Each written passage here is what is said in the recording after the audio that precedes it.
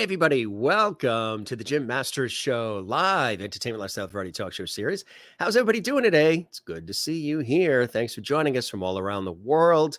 It's a pleasure when you guys are tuning in and joining us. It's a big party here at the Jim Masters Show Live. We don't call this an interview show. We call this conversations. We call this an entertainment lifestyle variety talk show series. It's bringing back the lost art of conversation. I say that because we're always getting new viewers, and sometimes people stumble on our show and it's the first time they're seeing it and they're trying to figure out, what is this? Something different. It's something unique, and it's interactive too. If you would like to comment while the show is on live, guess what? We're a very interactive show. While the show's live, you can actually say hello and reach out to us and say hello to other viewers right now in our exclusive JMS Lovity Hall chat room. That's right. That's what we have. We've got a chat room that's open, available right now on our YouTube channel, Jim Masters TV, while the show is on live. All you have to do is subscribe to the YouTube channel. Easy to do. Doesn't cost anything. There's a red button there that says subscribe. And when you subscribe, again, there's no cost for that. Make sure you click the notification bell, little bell icon, so you never miss the alertments or announcements. You know, I just made up a new word, alertments. I took alerts and announcements and I just put it together. Kind of like what happened when I said light, love, and levity, and I said love and levity too fast, and out came levity. I just said alertments. I like that. We're going to use that word. You'll get exclusive alertments from us here about, I like that. Write that down. Alertments. That's kind of cool. Sounds like a breath mint, doesn't it? Or a chewing gum, alertments.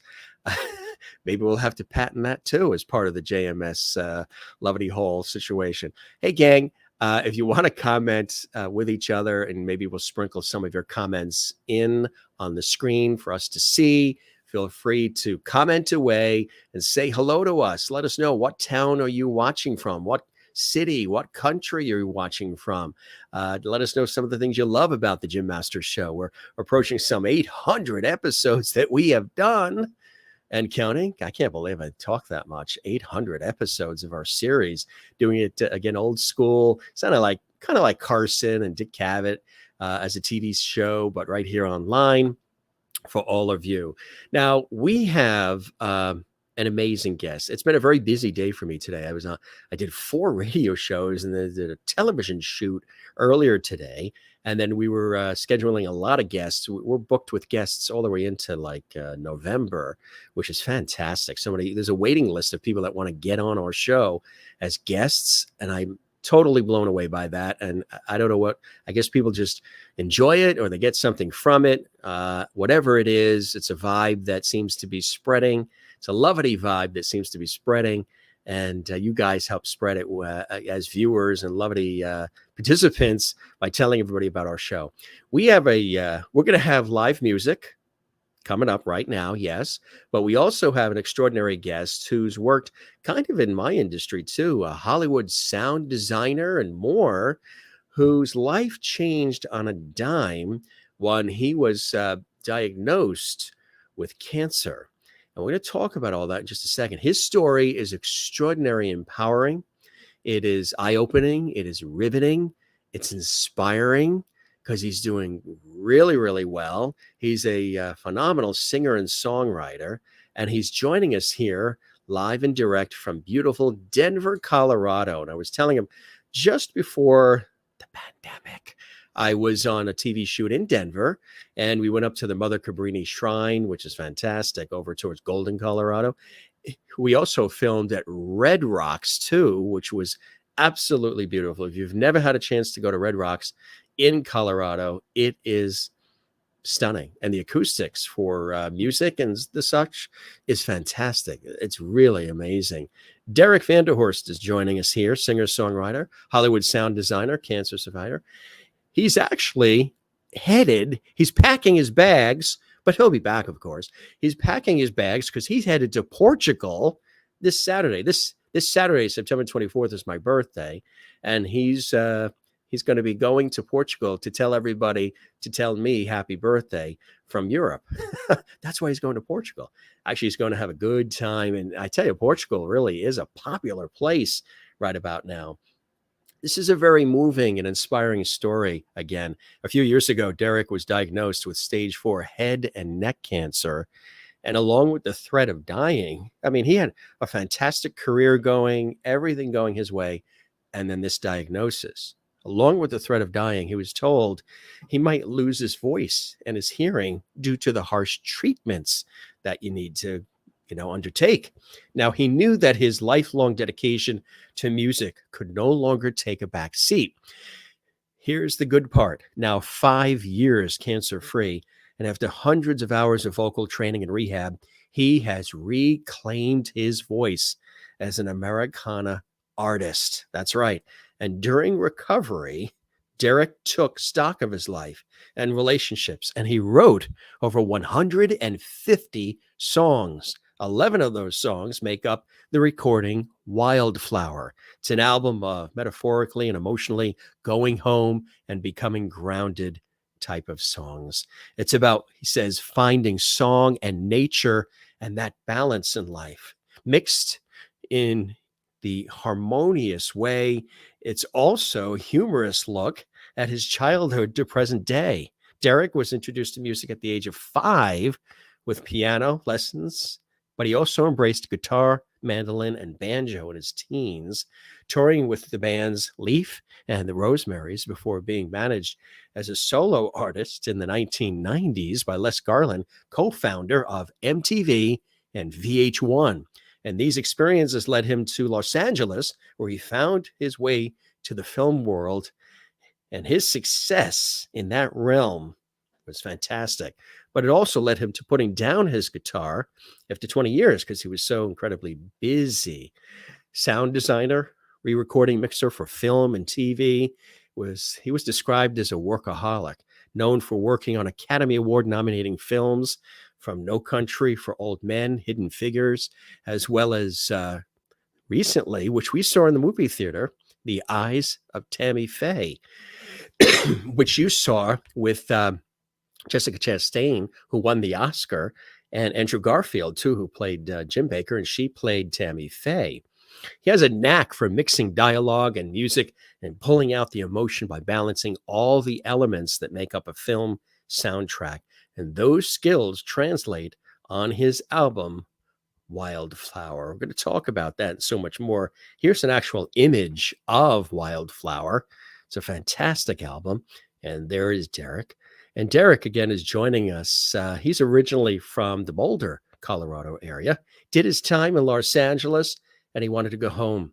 He's very in touch with nature and beauty of nature, and he's very inspired by it. He's in his home studio right now. He is going to play live for us, and it's our honor and pleasure to welcome Derek to the Jim Masters Show live. Gang, if you'd like to comment during the show, as we always say, feel free. Just subscribe to the YouTube channel, and guess what? You can comment during the show, which is really, really cool. All right, let's welcome Derek to the Jim Masters Show for the very first time, and I'm sure not the last.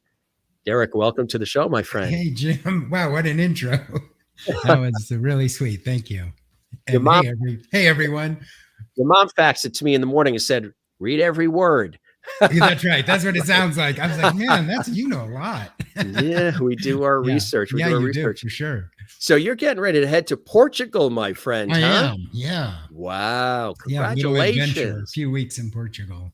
It's amazing. I know so many people. Even one of my friends, Keith Harkin, who is with Celtic Thunder, has spent a lot of time in Portugal. I've known about 7 other people who are either on their way to Portugal. Matter of fact, we were at a family wedding up in Vermont, beautiful place, southern Vermont, a couple of weeks ago. And the bride and groom, they're going to Portugal on their honeymoon. Oh, what do you think it is about beautiful Portugal that it's attracting everybody? I'm going there to celebrate your birthday. That's right. That's right. You're going to go to Portugal, tell them it's Jim Masters' birthday on the 24th. That's right. And then I think the president of Portugal is going to make an announcement, and the mayor will give me the key to the city, all that, right? I think so. Yeah, I think that's how it's going to go. That's what we require of our guests when they come on the show. They have to do something special like that to get on our show. That's right. Yeah. And by the way, everybody wants to be on your show. It took a long time for me to get on your show. I know, right? Yeah. I know. It's the place to be right now.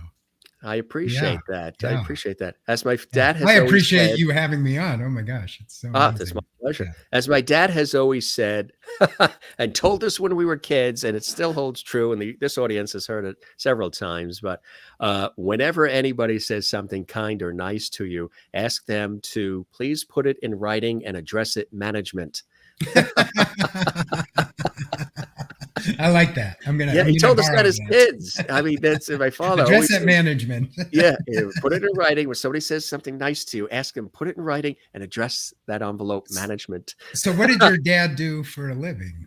My father, the folks are retired. My mother worked for 33 years for Estee Lauder Cosmetic Oh, Company wow. in New York and in the management role. And then my father worked in sales for over 40, 50 years as well. And they did very, very well and had a home for a number of years where we grew up in New York, out east on Long Island.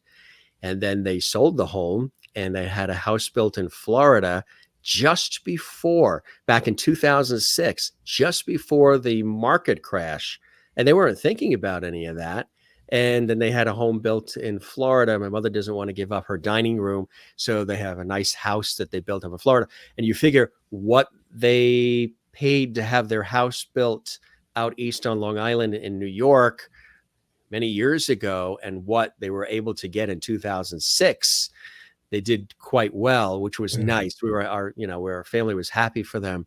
And so, yeah, then they had the house built in Florida and they're in Florida and it's beautiful. So we go to Florida. We don't have to stay in any hotels. We have an instant, we call it the Master's Compound.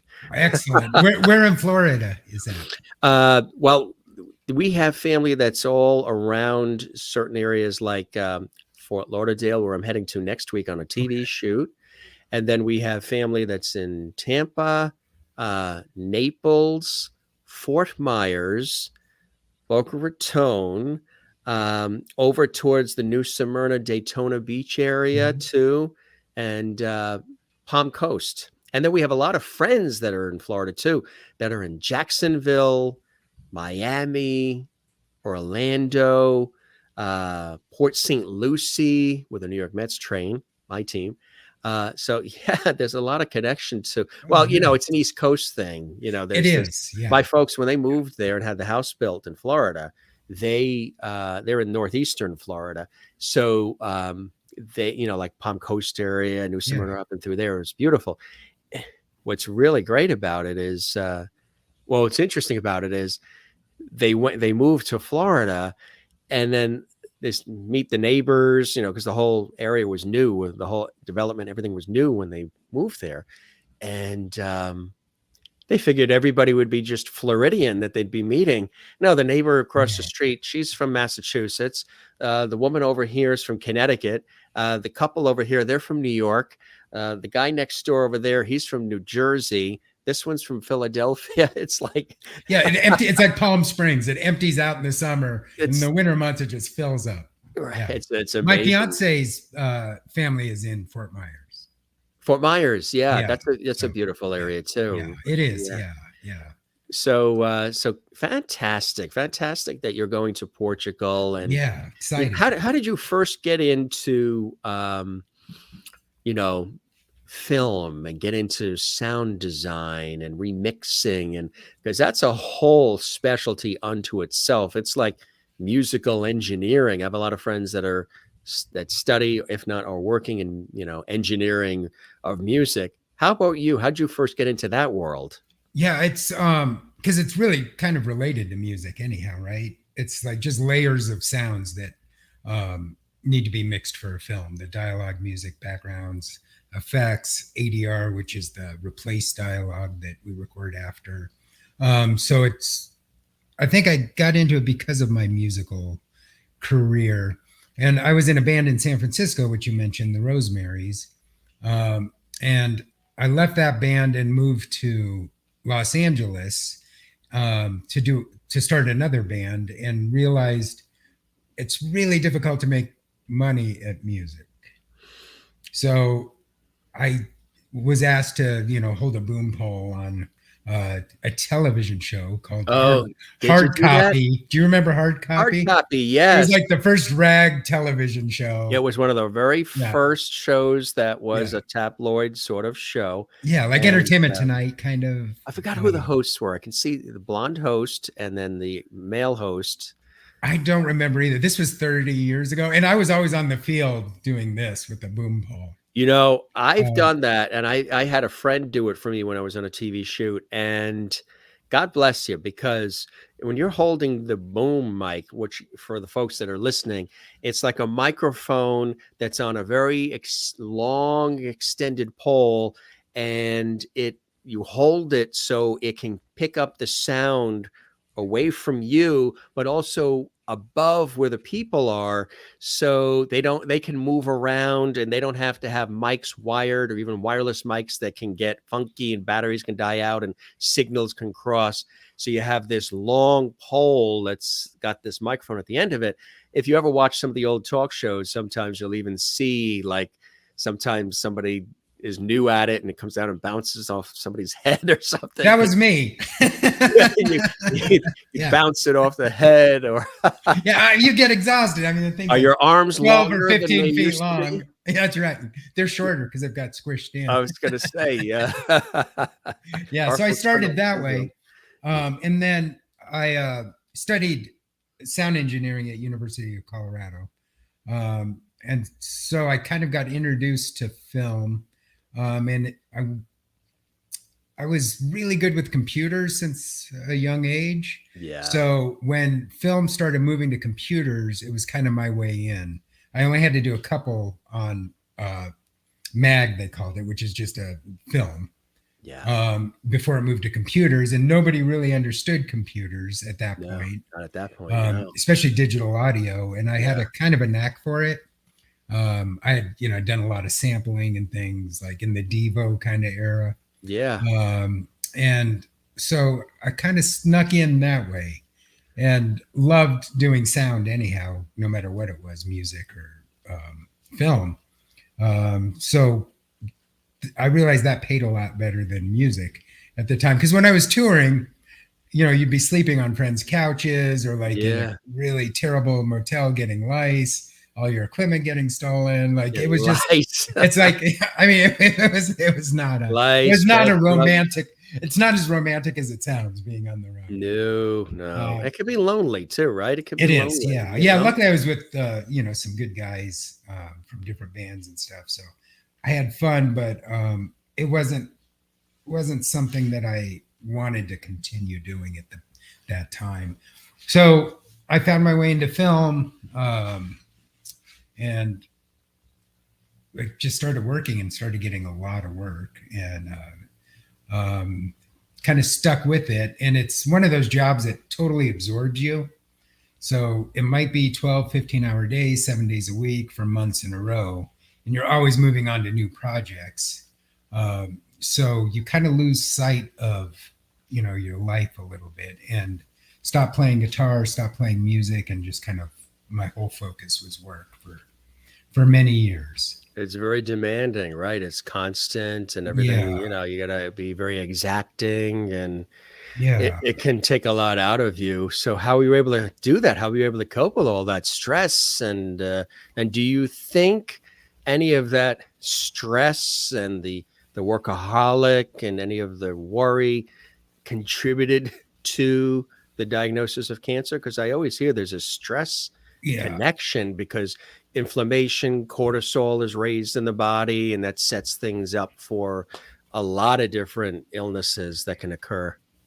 Yeah, so I was very lucky. I had one of the top researchers at UCLA as my primary oncologist, and his thought is definitely diet. What's happening to the water system, our food system. He said it had gone up. I think it was 30,000% since he had started in the 70s. And stress. Stress is a huge factor in cancer. My cancer, the one I had, was head and neck cancer.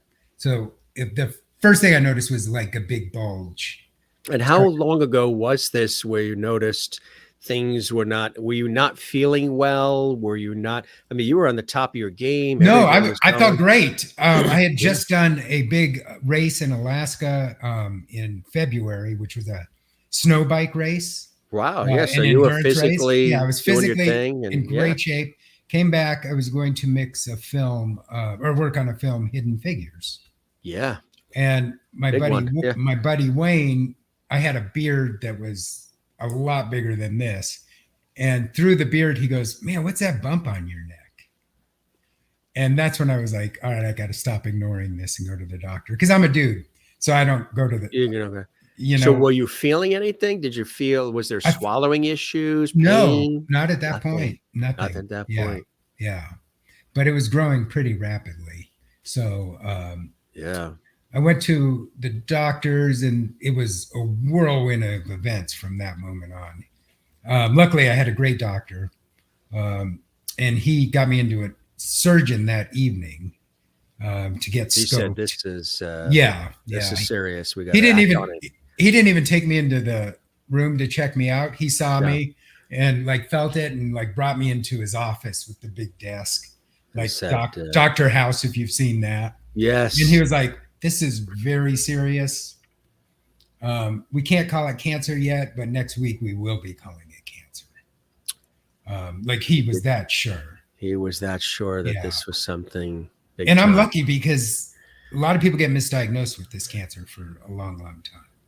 The neck, The head and neck cancer. what do they usually say it is? Just swollen lymph nodes or something? Yeah, inflamed lymph nodes, things like that, which is what I thought it was. Take an aspirin and something helps yeah. with inflammation. Take a couple Advil and Yeah. Meanwhile, So I was super lucky. I got my biopsy the next Monday.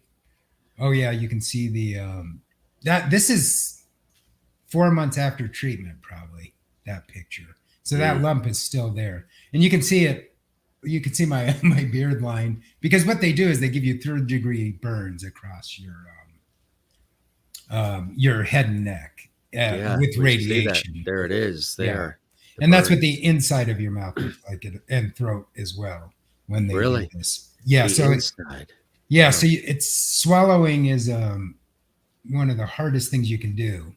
I would One of the worst sore throats you could have in your life, huh? Yeah. My oncologist, when I met with him, I'm like, "What's the treatment like?" He's like, "Take 100 ball bearings and heat them up to 1,000 degrees, and then gargle with them for the next 3 months, and that's going to be your life." And he wasn't kidding. Yeah, so they create this mask, they smash it around your face there, which is the scariest thing ever. It starts as a flat piece of plastic. Yeah. And then these guys hold you down and then they put it in a cauldron, warm it up, and then put it over your face and then start kind of smashing it down. That's the radiation machine. They clip you in so you can't move. Like a car door, the same kind of clips.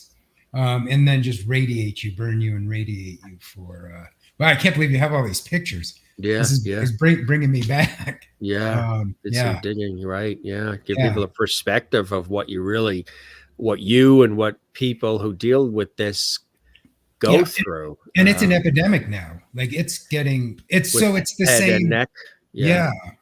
HPV 16 causes it, which is same thing that causes cervical cancer.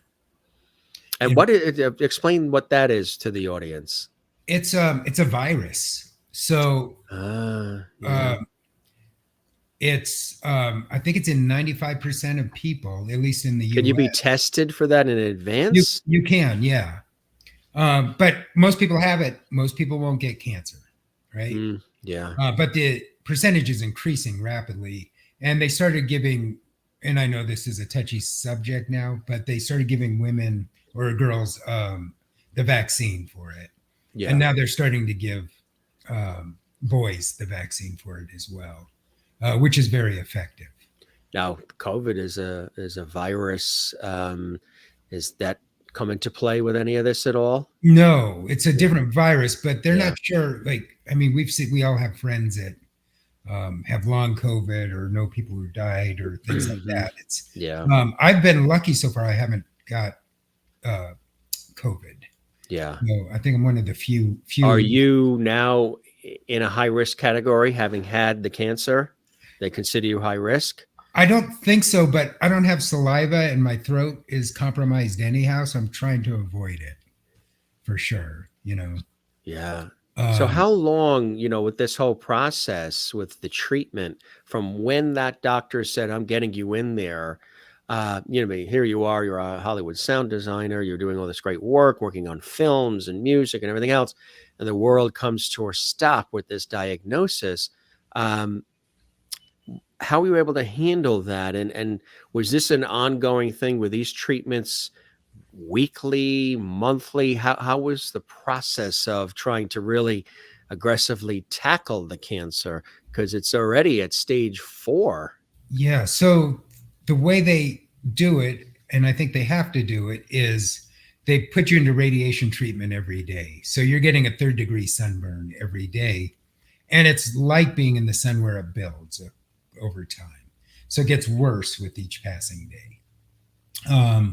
And I was diagnosed June 14 and got into treatments 1st of July.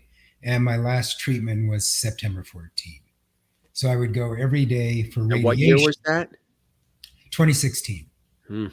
Yeah. Go for radiation every day. And then my chemo. So the radiation affects all of this. The chemo was going to affect my ears. It can make you deaf. You lose hearing like above 4K. So it's hard to hear dialogue, things like that, especially of women, things like that. Yeah, higher pitched frequencies, right? Yeah.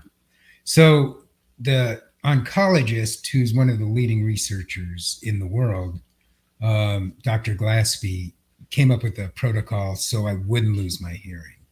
So I was super lucky to have him. And it all came from, I was working at Fox on a movie on Hidden Figures.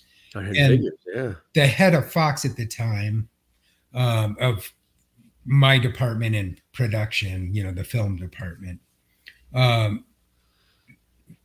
raised money for brain tumors with UCLA and was very involved with that. So he's the one who set me up with all these doctors. So I was super, and I realized I'm so fortunate. Like, who gets like that kind of treatment and who gets that kind of luck?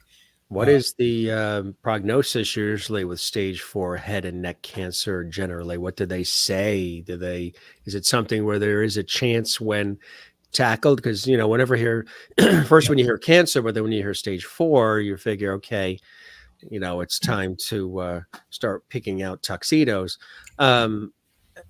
What's the general prognosis for something like that? Luckily, with their new treatments, it's pretty good. I mean, it's maybe even up to 80% now of survival rate. The things that, like, I don't have saliva.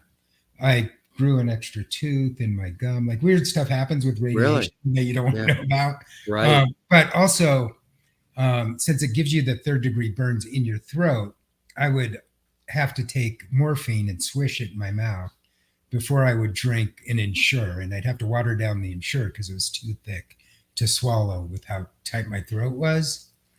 And if you lose too much weight, they give you a feeding tube. If you get a feeding tube, there's a high percentage that you'll lose your swallow muscles. And sometimes it's really hard to get those muscles back. So you might be on a feeding tube the rest of your life. So I would just sit in tears drinking these Ensures and then pass out, go to sleep. My whole day, my entire job was radiation and then trying to get 4 Ensures down. I did the math on calories, and that was the amount of math that I would be able to get into my system without having to get a feeding tube. But I would do 4 a day, but the last 3 weeks I couldn't. So I started shoving rocks into my pockets when I went for my weigh-ins and wearing cowboy boots or, doing things like that. So they wouldn't give me a feeding tube. But I did lose my voice for, a few months. You did, huh? Yeah. Was there surgery that had to happen too? So also super fortunate, the surgeon I saw um, for the biopsy, told me, he goes, look, they're going to want to do surgery on you. Do not let them. It's just another thing that is going to create scar tissue, and it doesn't improve your chances with this cancer at all. And he goes, look, I went to UCLA. We all think we can cure everything with surgery. Not this. Don't let them. So they pushed pretty hard for the surgery. But I did not get surgery. So I was pretty lucky. Yeah. So it's through the radiation and the chemo that did the trick, really? Yeah. Wow. Yeah. That's fantastic. Yeah. Otherwise, they go cut your tongue, because you get the cancer. It starts on your tongue in the back of your throat, and they'll take a chunk of your tongue out. And they'll also try and remove the cancer from the neck as well. Did you lose your hair? Were you nauseous? Did you have all those other symptoms people talk about? Oh, yeah. I can grow, like, my hairline on the back of my head only goes halfway down now. And they said I would never grow a beard again. But look. Look at that. Yeah. Here I am with a beard. See? Yeah, the tastes were horrible. Yeah. I had never done like CBD anything, but somebody gave me CBD lemon drops, and that was the only thing that made my mouth not taste foul. So I was thankful for that too. Yeah. Did you do a lot of praying? What was your psyche like during all of it? It's weird because it becomes your full-time job trying to get through it. But there were definitely points where I'm like going to the emergency room, like, because a lot of negative things happen when your diet isn't sure. And the chemo and all the medications make you so really you can't use the restroom, which is maybe the most painful thing other than the throat that you can imagine. So it was tough, like trying to like go into the emergency room a lot. I would go in for IV drips just to get some fluid in me, things like that. So it was tough. And there were many days I was like, if I don't wake up tomorrow, I think I'll be okay with that. I have a different sense of life and death now, for sure. You don't fear death, maybe, as I don't at all before, right? Yeah, I don't welcome it. Life. Yeah, right. It is. It becomes like every day you wake up, you're like, okay, what cool thing am I going to do today? Right. So that's the difference. And the oncologist, Dr. Glaspie, said when I first met him, he goes, it's going to go one of two ways. You're going to be super depressed. You're going to think about cancer all the time. You're going to live your life worried about dying, or you're going to completely change your life and you're going to have a whole new appreciation for everything. And he goes, I want you to walk out of this room and make that decision today before we start treatment. So he didn't tell you what to decide. He left it up to you to decide. Yeah. And my dog's barking in the background. Sorry. Oh no, we love that. If the dog ends up coming in the room, this audience loves when animals come in. If you talk animals and you talk food, you've got them. Oh, all right. Well, I love both. The other thing, you lose your taste buds. I know it's like COVID, right? Yes. So other than like metallic, I couldn't really like taste anything for months and months. So it was a crazy experience that I want no one to go through. But what it does give you also is kind of license to talk about cancer. Because when you're young and people get cancer, I didn't know what to say. To them, right. Yeah, I didn't know like how to, I'd be like, oh man, that sucks or whatever. Now I can have honest conversations about anything with anyone. So it's kind of opened up that side of my world too. Yeah, it gives you a totally different perspective on life and the things that matter most, and the simple things that matter. And you're very in touch with nature and how suddenly that gets reinforced even more through things like this. Some of those constants in life. During the height of even the pandemic, I was telling our viewers here, and even people just in everyday, look who we've got. Sorry. Speaking of the constants of life and unconditional love, who do we have? Yeah, point that down again. Who do we have there? That's Banjo. her full name's Bangelina Jolie, but I wanted a dog named Banjo, and she's a girl, so I gave her Bangelina Jolie. And by the way, Angelina Jolie, that's cool. yeah. And I noticed on one of your interviews with Loretta Swit that it looks like she painted my dog. Yes, absolutely. Yeah. So there's Banjo. So how old and what's the breed? Bernie's Mountain Dog, and she's 7. Beautiful, beautiful. Yeah, there was her 15 minutes of fame right That's there on yeah, the Jim Masters show. Huh? Oh, she's also in Paula the Wild. If you've seen that movie, her barking is all. Oh, really? Yeah. See, look, now you become second class once there's a pet. Sweet baby from Sherry in Kansas. Oh, yeah. Sweet dog from Kathleen in New York City. Mary Bishop in Florida. Beautiful puppy. Here, puppy from Merlin in Canada. See, you now take backseat to. That's okay. That is quite Angelina. all right. Yeah.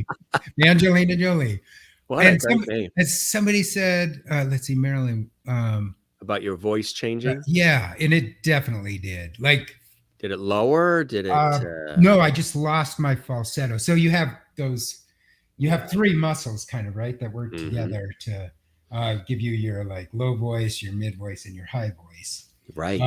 And if those aren't trained and working together, it's really hard to get falsetto. So it's hard to stay in key and things like that. So I actually, when I couldn't speak, I had decided that I was going to try and do voice lessons as soon as my voice started coming back. And so I found a teacher who specializes in like restoring voice after trauma. How did that happen for you? What was that like? We had a guest on where he survived COVID and almost died, and he was a journalist for a well-known paper in Los Angeles, and it was all over the papers for I think 3 or 4 kids, and what he went through. He was on the incubator and just all this stuff. It was or the ventilator, and he was very near. And he came on and he described the near-death situation for him, and he was able to. He got his voice back through a connection with an opera singer. And the opera singer has to do certain real dramatic things with their voice to really push the voice, to bring the voice to where they need it to be. And he worked with this opera singer to get his speaking voice back. How about you? How did it work for you to be able to reclaim your voice? It was a lot that same story. So when I started working with him, I had not really started guitar again. And I just kind of wanted to get my voice back. And then one day I picked up the guitar and I wrote a song, and then I wrote another song and another song. And then, excuse me, I had a friend start recording the vocals for it just to do kind of demos. And it was started to be like the time of COVID and stuff. So we all had a little free time.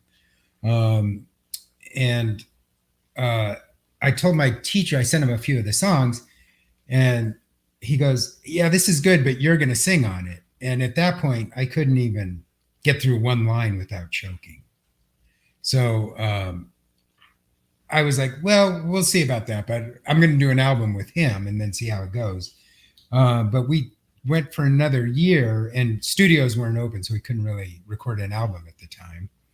And within the next year, I recorded 14 songs in one day, being able to sing them all 2 or 3 times. Wow. So what was the training like to reclaim the voice? What was it?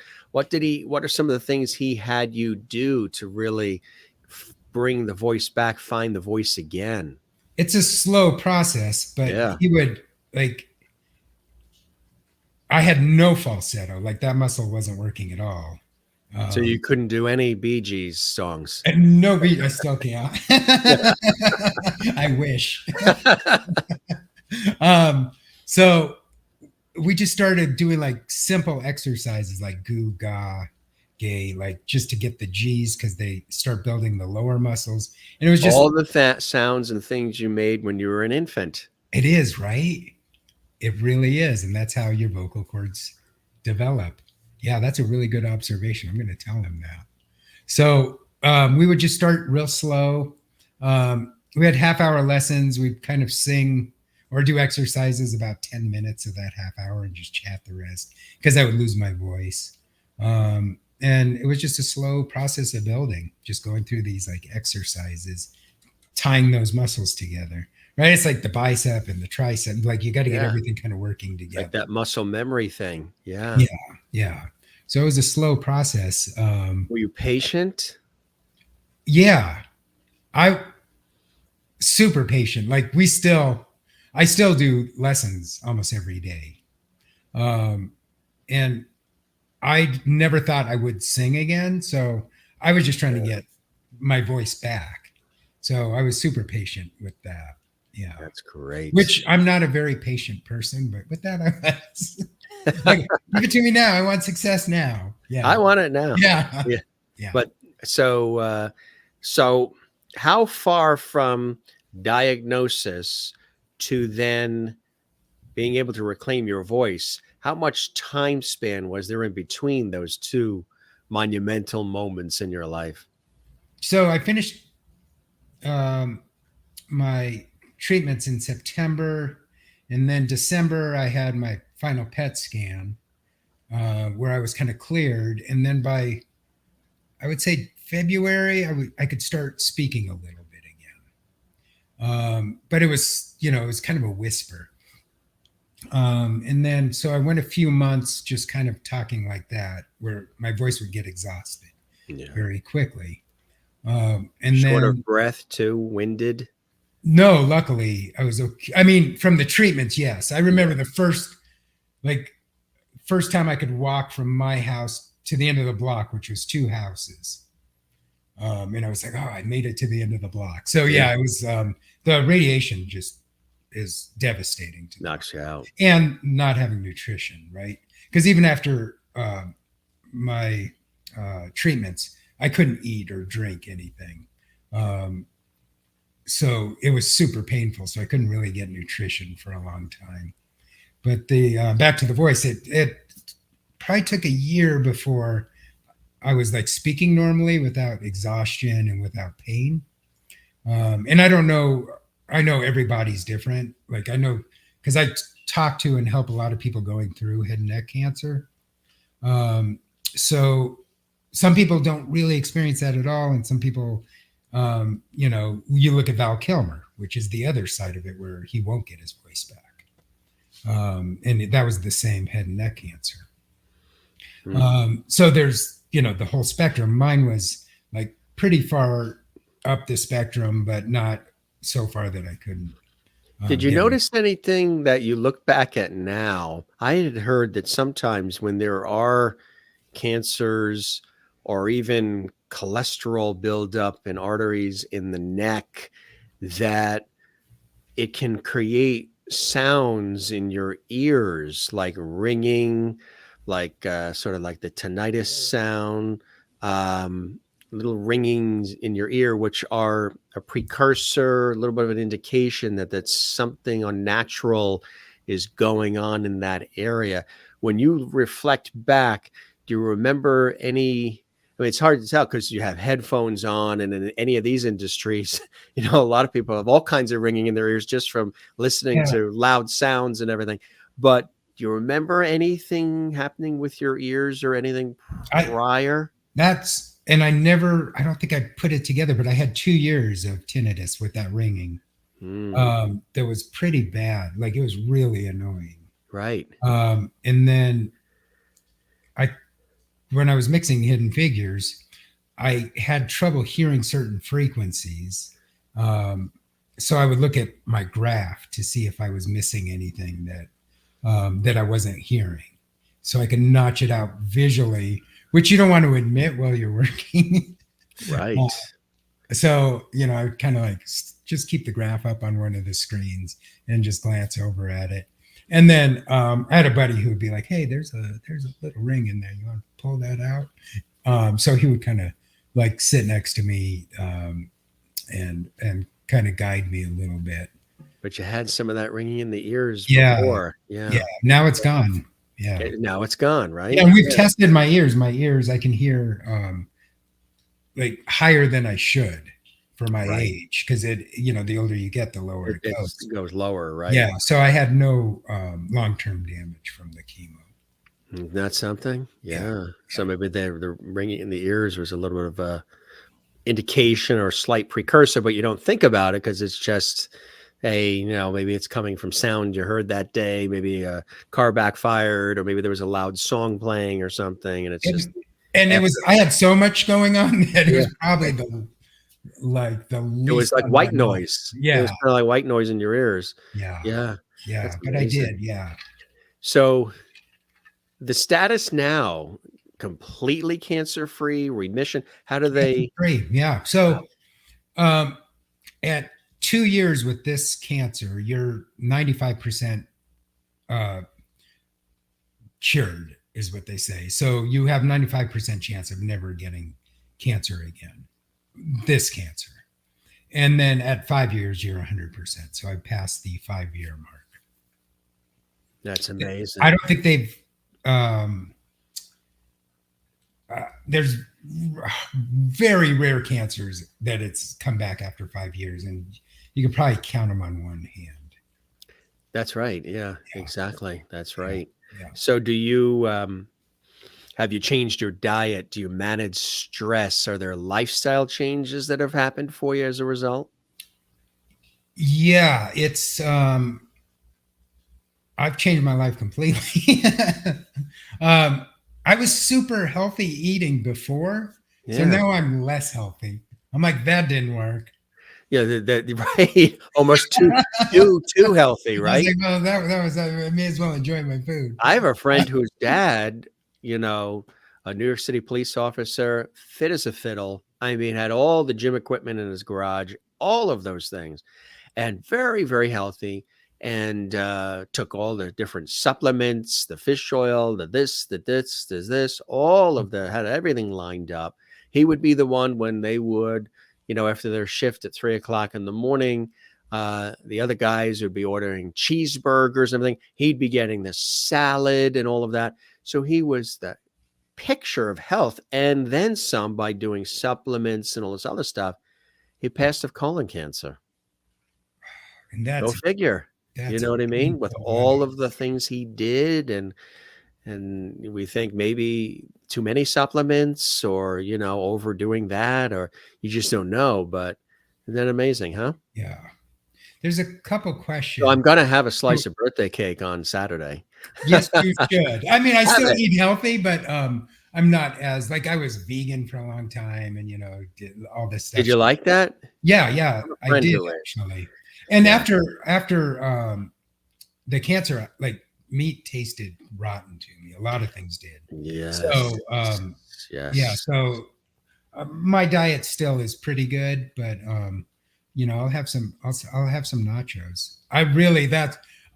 I went on to Pinterest and like Pinterested nachos during my cancer. Like, I was never into nachos, but like, that's all I could think about while I was going through this, is like, oh no, someday I want to eat nachos again. So now I eat nachos. Yeah. Yeah, have the nachos. Exactly right. You probably eat things that you couldn't eat before. And Merlin in Canada was asking, can throat cancer cause blindness of an eye on the same side as where the cancer is? I think they used to have a lot more complications because the radiation wasn't nearly as targeted. So pinpoint nerves and things. So I think that is not the case anymore, but I think it was. Yeah. And I'm not a doctor, but they used to have, when they first started doing this in the 70s and 80s, this radiation, it had crazy effects, like brainstem effects, all kinds of things. So I think the treatments now are way more targeted, and I don't think that wasn't one that they brought up to me as maybe being a possible With her cancer, her throat started. This is Linda in Florida, St. Augustine. Her throat started closing up, and a doctor had to go in and straighten out her throat because it developed bulges. Did your throat start closing at all?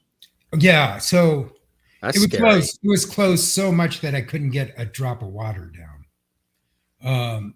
And so they would put me on prednisone, I think it was, and then they would take a balloon and put it in your throat and stretch it back open. And it sounds like Linda. Wait, while you were wide awake? Yeah, they would just put a balloon What? in there. What do you mean they just put a balloon in there? And then I have trouble when the guy wants to check my tonsils. Well, I have a gag reflex. He says, "You've got one hell of a gag reflex. You shoot everything right back out, Jim."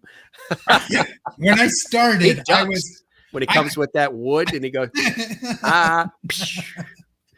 balloon. When I started treatments, I was super claustrophobic, and then getting pinned to that machine every day, that went away. Now you can put me in one of those machines, the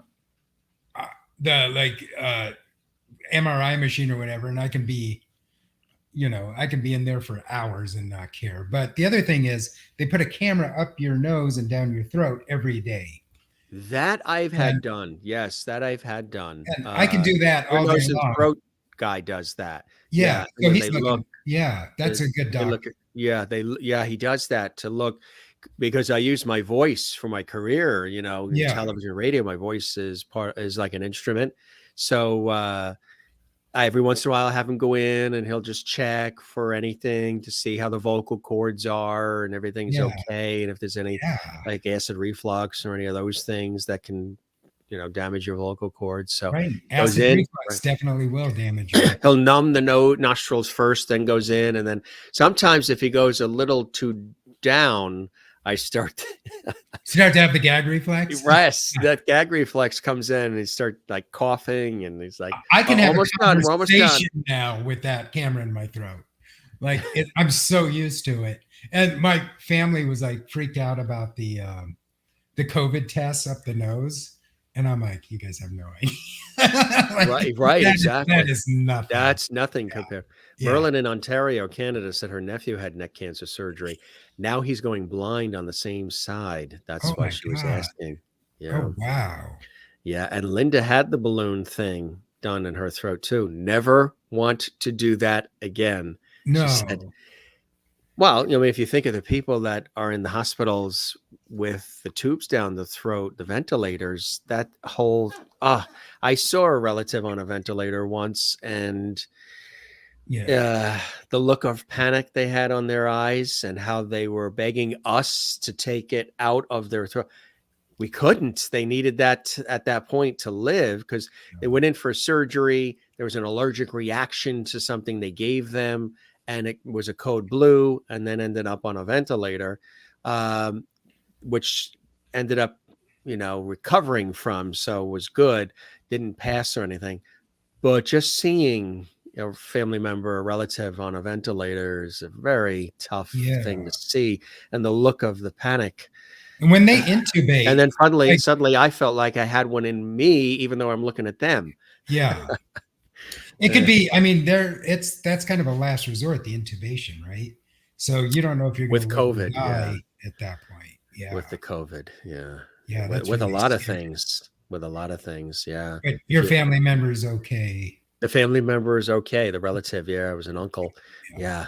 And was it COVID related, or was it? No, this was way. It was just a reaction. Yeah, years ago, it turned out that he was allergic to all the cillins, amoxicillin, penicillin, all those things, and they gave it to him, and they didn't have it in the chart.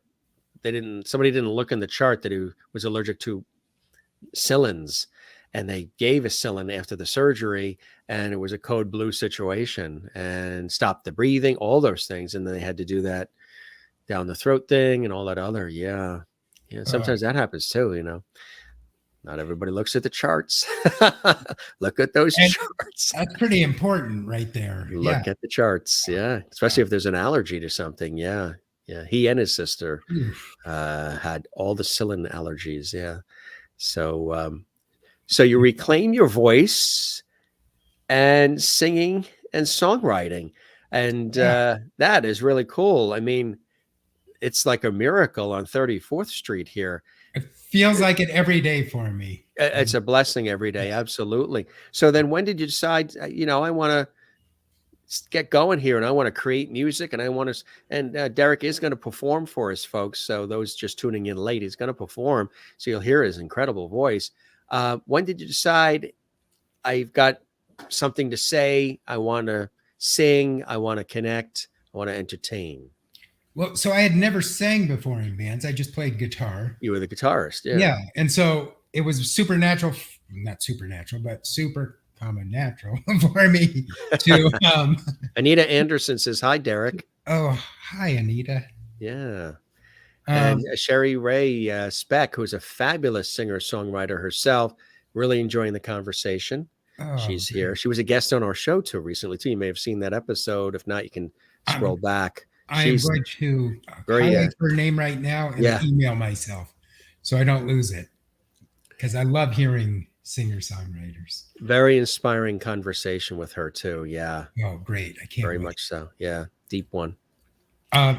So what were we saying? Oh, we were talking about the deciding singing, songwriting. You were the guitarist in the band. Yeah. So it was natural for me to have another singer sing my songs. Right.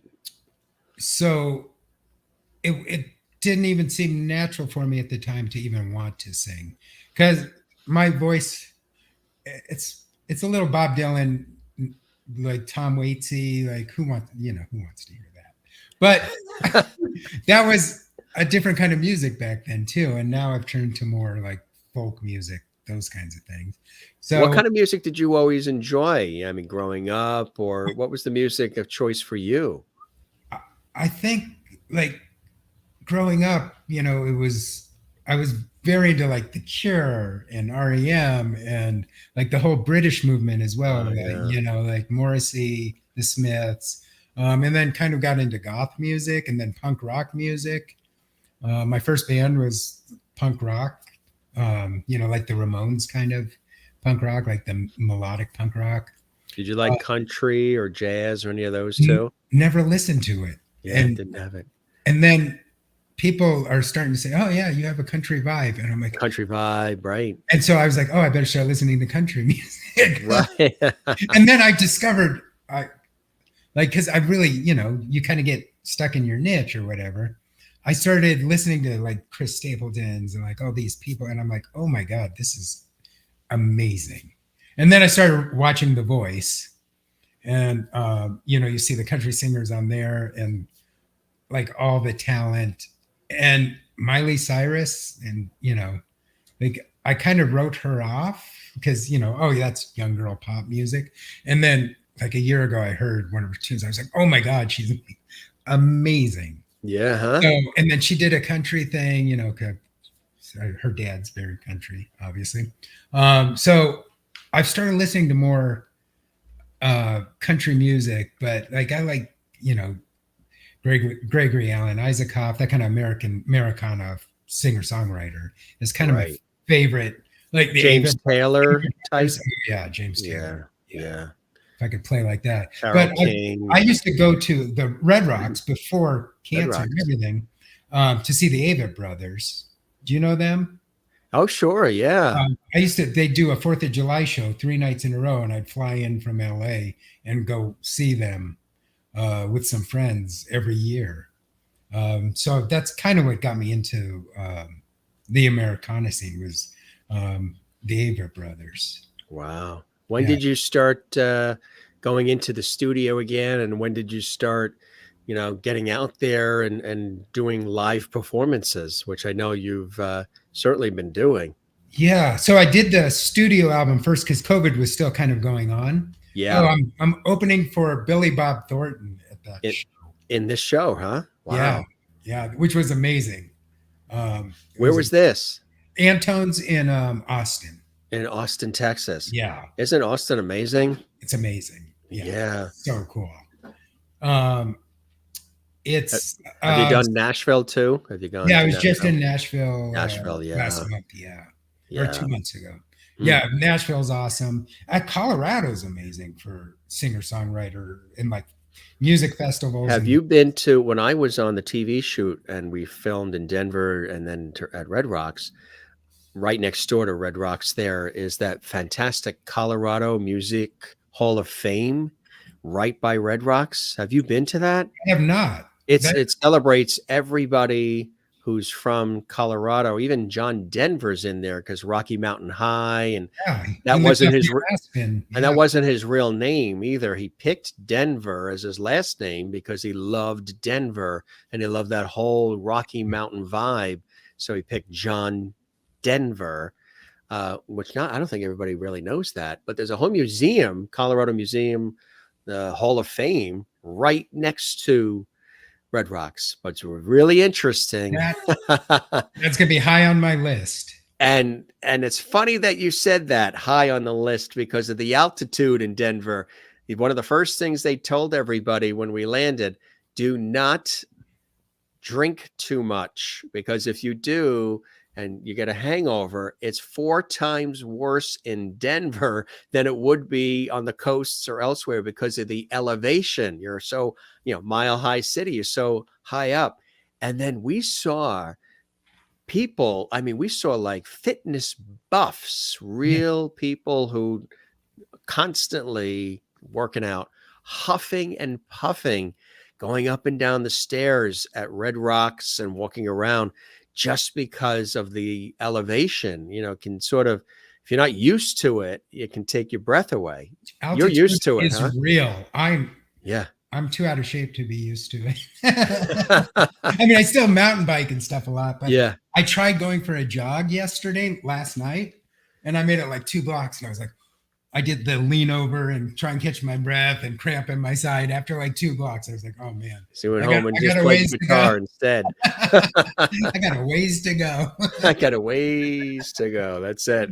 Yeah. But the altitude, you're up there. You're certainly up there. Yeah. Takes your breath away. Yes. So talking about when you went into the studio and started to get on stage again. Yeah. So I hadn't played live for over 20 years. 20 years. Yeah. Wow. It was in the 90s. I did San Diego Music Awards in like 98, where we did a tribute to bands from San Diego, like Tom Waits and, all these people. And we kind of, I think we played like 10 songs or something. So that was the last time I performed live. So I recorded 14 songs. I probably recorded like at home, maybe 30 or 40 songs. And then the ones I wasn't sick of, I went into the studio and recorded. And then I'm trying to think of like how it worked out. I think like it was still COVID-y kind of. There wasn't really live performance going on. And I hadn't. COVID-y. Yeah, still COVID-y, especially in California, like, with 11 million people in Los Angeles. Oh, yeah. Well, I tell people now that BC used to be before Christ. Now it means before COVID. Before COVID. That's right. Yeah. Things changed, right? Yeah. So I started doing open mics coming out of it just to like learn to be in front of an audience again. And see how my voice would hold up and all those things. And I have terrible stage fright anyhow. You do? Oh yeah, it's terrible. So, just trying to learn to cope with that. So did you have to even psych yourself up to get on this show? Oddly, like I'm getting better at interviews. But it's when there's, 50 people kind of just staring at you, it's a different thing. I'm much better in like Antone's was probably 500 or 600 people. I'm much better in that situation than in a real intimate situation. More intimate venues than if it was like a big, Coliseum or stadium or something. Or even just like Antone's, 500 or 600 people, like I'm fine. But even that's a lot, 500 or 600 people. Yeah. It doesn't feel so like I feel way more comfortable there than 20 people or 5 people or 30 people. So I'm just trying to learn to cope with all of that. And that's one of the reasons why I stopped touring, is because of my stage fright. Now, Mm, with cancer, you learn that nothing's that important. So right. you put things more in perspective. So I'm getting better at it for sure. Got some cool photos here too. Was this the filming of the music video for Wildflower? No, I think I was just playing, and Buddy took that picture. Yeah, and that was my old studio. I think I was recording that day. Oh yeah, and then so she sang, Miranda sang the duet on Wildflower. Oh, really? Wow. Yeah, wow, where did you find that picture? I tell you, huh? Wow, I that's do my amazing. research. Yeah. Oh, so he's the drummer. I mean, that's a big clown drum. He played. It was the weirdest thing. He came out with like trash cans, uh, crazy drums for the recording. But he's on tour with Lindsey Buckingham, Oh, and then really? also Yeah. tours with the Chicks, or the Dixie Chicks, Wow. and all these people. Yeah, he's amazing. Yeah, and then Mike, the bass player. It's hard to see him in that photo. It's a cool Um, shot. it Yeah. is a cool The shot. glass. He's he's played on pretty much every movie that I've ever worked on, but he also, like, he tours with John Williams when he Oh, does like the Star Wars tours or whatever. yeah. Yeah. Like he is maybe one of the top couple guys in the world, bass players. That's So I was incredible. super lucky to get him, and he was my old neighbor, I and so was I would send him songs, to like get his ideas on, mhm. and he would be like, "Man, I want to play on that." Oh, there he is on the right, Mike. Um, That's and fantastic. so he was like, "Yeah, I want to play on it," and he helped me assemble this band, and help produce the album. But that guy is like, these people had no business playing with me. That was another fortunate accident that all I these tell you. people Or were. happy accident, like Bob Yeah, Ross used to say. yeah, happy A accident. happy accident. Yeah, yeah, And some of the equipment we're looking at and some of the instruments and yeah. Yeah, he was like, "Hey man, will you help me empty the drummer?" Jimmy goes, his name's Jimmy Paxson. He goes, "Oh, he plays with the Punch Brothers, the fiddle player there." But Jimmy was like, "Will you help me like unload my van, get the drums out?" And I was like, "Yeah, man." And then I go down to the van, and he hands me 3 trash cans, big metal trash cans. I'm like, "Why do you need 3 trash cans?" He goes, "They all sound different." So on Hillbilly Princess, one of the songs, it's actually a trash can, um, yeah, and that there's he's that playing, other and there's the machine. there's Yeah, when you were doing your levitation, when you had the residency in Las Vegas and you were doing magic, you were levitating. yeah, yeah. That was and it looks like some people online have known people or been through it themselves, so they Yeah, they know what that is. yeah. And what you find out is everybody's going through stuff. Yes. Doesn't matter. It's like Yes. everybody, and it makes you more, That's I why think, we need to be kinder, more empathetic and collaborative and knock off all the nonsense, yelling and vitriol and all the crap. Come yeah. on, let's just get together here and life is short, you know? Yeah, and Life it's is short. sad Go seeing what's find the going on wildflowers. right Yeah. now, right? Like Yeah, all around the there's world. there's so much like Vile meanness going hatred. on. It's like, Ridiculous. who has time for that? I don't Yeah, no, I don't. yeah. So, tell us about the album itself. Congratulations on it. Tell Thank us you. about why it's Wildflower, what the inspiration was for it, and some of the fabulous songs that you have on it. Um, it's kind of like a journey through my childhood, then up to that point of when I made the album. I went Yeah. to a crazy religious school where I had to wear polyester pants, a red or white or blue button down shirt, and an American flag tie. Did you Um, really? yeah, yeah, yeah. In Boulder, Colorado, which is crazy to think about. You wouldn't think that. You would Yeah. not think that. And, riding public bus with an American flag tie isn't as cool as it sounds. Uh, That and possibly an ascot wouldn't have worked either. that's right. So Hillbilly Princess is about that time. So that's kind of like the beginning of like my youth. And then I Wildflower kind of takes me up to, I went through a divorce right after cancer. Can't Fall in Love is kind of about that because I needed someone to be there for me in a different way than she was, I think. For whatever reasons, she just wasn't. So it's about that. And then Wildflower is about kind of like leading up to meeting my fiance. Oftentimes, illnesses are a true test of friendships and relationships and family relationships and more. Yeah. You see who steps up and who helps and who pitches in and sort of, puts themselves on hold a little bit. You see it and it happens all the time. So, and it was amazing, the reaction from friends and things like, yeah, my buddy who lives in Denver and I was living in LA at the time, he was old college professor, flew out for a couple of weeks. My friends in LA would like come and take me to all my treatments and then come sit with me during chemo. And, like it was amazing. The outpouring of love and support, right? And I was so used to doing everything myself. Yeah. And then you find out with something like this that you need all that love and support around you because you're not going to handle it on your own. Not every day is perfect and right. And you can easily get down and stay down. Yeah. And when you're down mentally and spiritually, your body responds to that. Your body responds to the negativity. Absolutely.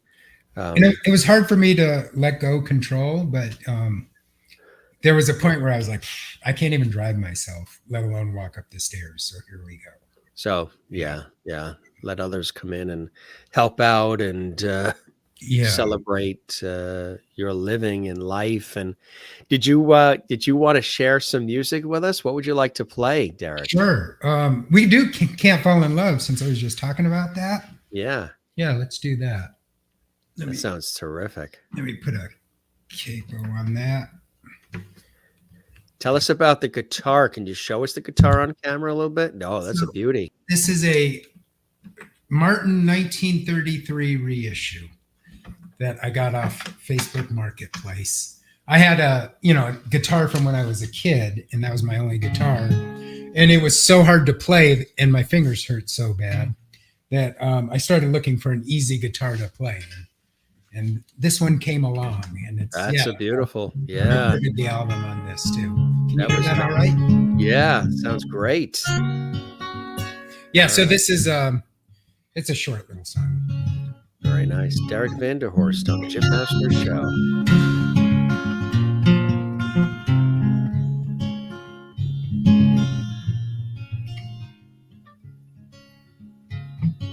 These old shoes were like an old lost friend. I haven't got a thread or a stitch to mend. Old saying true, no place like home. Walls are empty and I'm left alone. Never did like the clothes I wear. Never liked the way I comb my hair. Never understood why I held your hand. Never liked the way my jokes they land.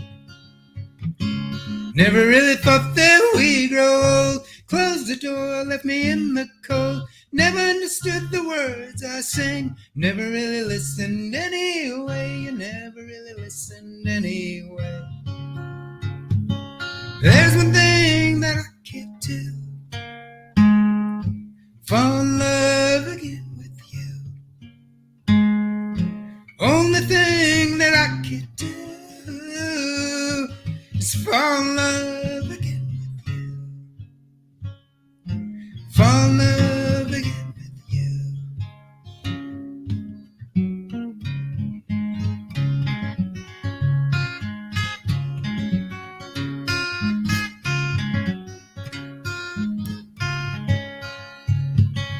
Watching as the crows fly high. I got the freedom on my mind. Girls in the corner smoking cigarettes. I sit and gasp it for my breath. When you're gone and it ain't too soon, you took the air out of this room. You took the air out of this room. Took the air out of this room. Never really thought that we'd grow old. You closed the door, left me at the cold. Never understood the words I sing. Never really listened anyway. You never really listened anyway. There's one thing that I can't do. Fall in love again with you. Only thing that I want to. Fall in love again with you. Fall in love again with you. Fall in love again with you. Fall in love again with you.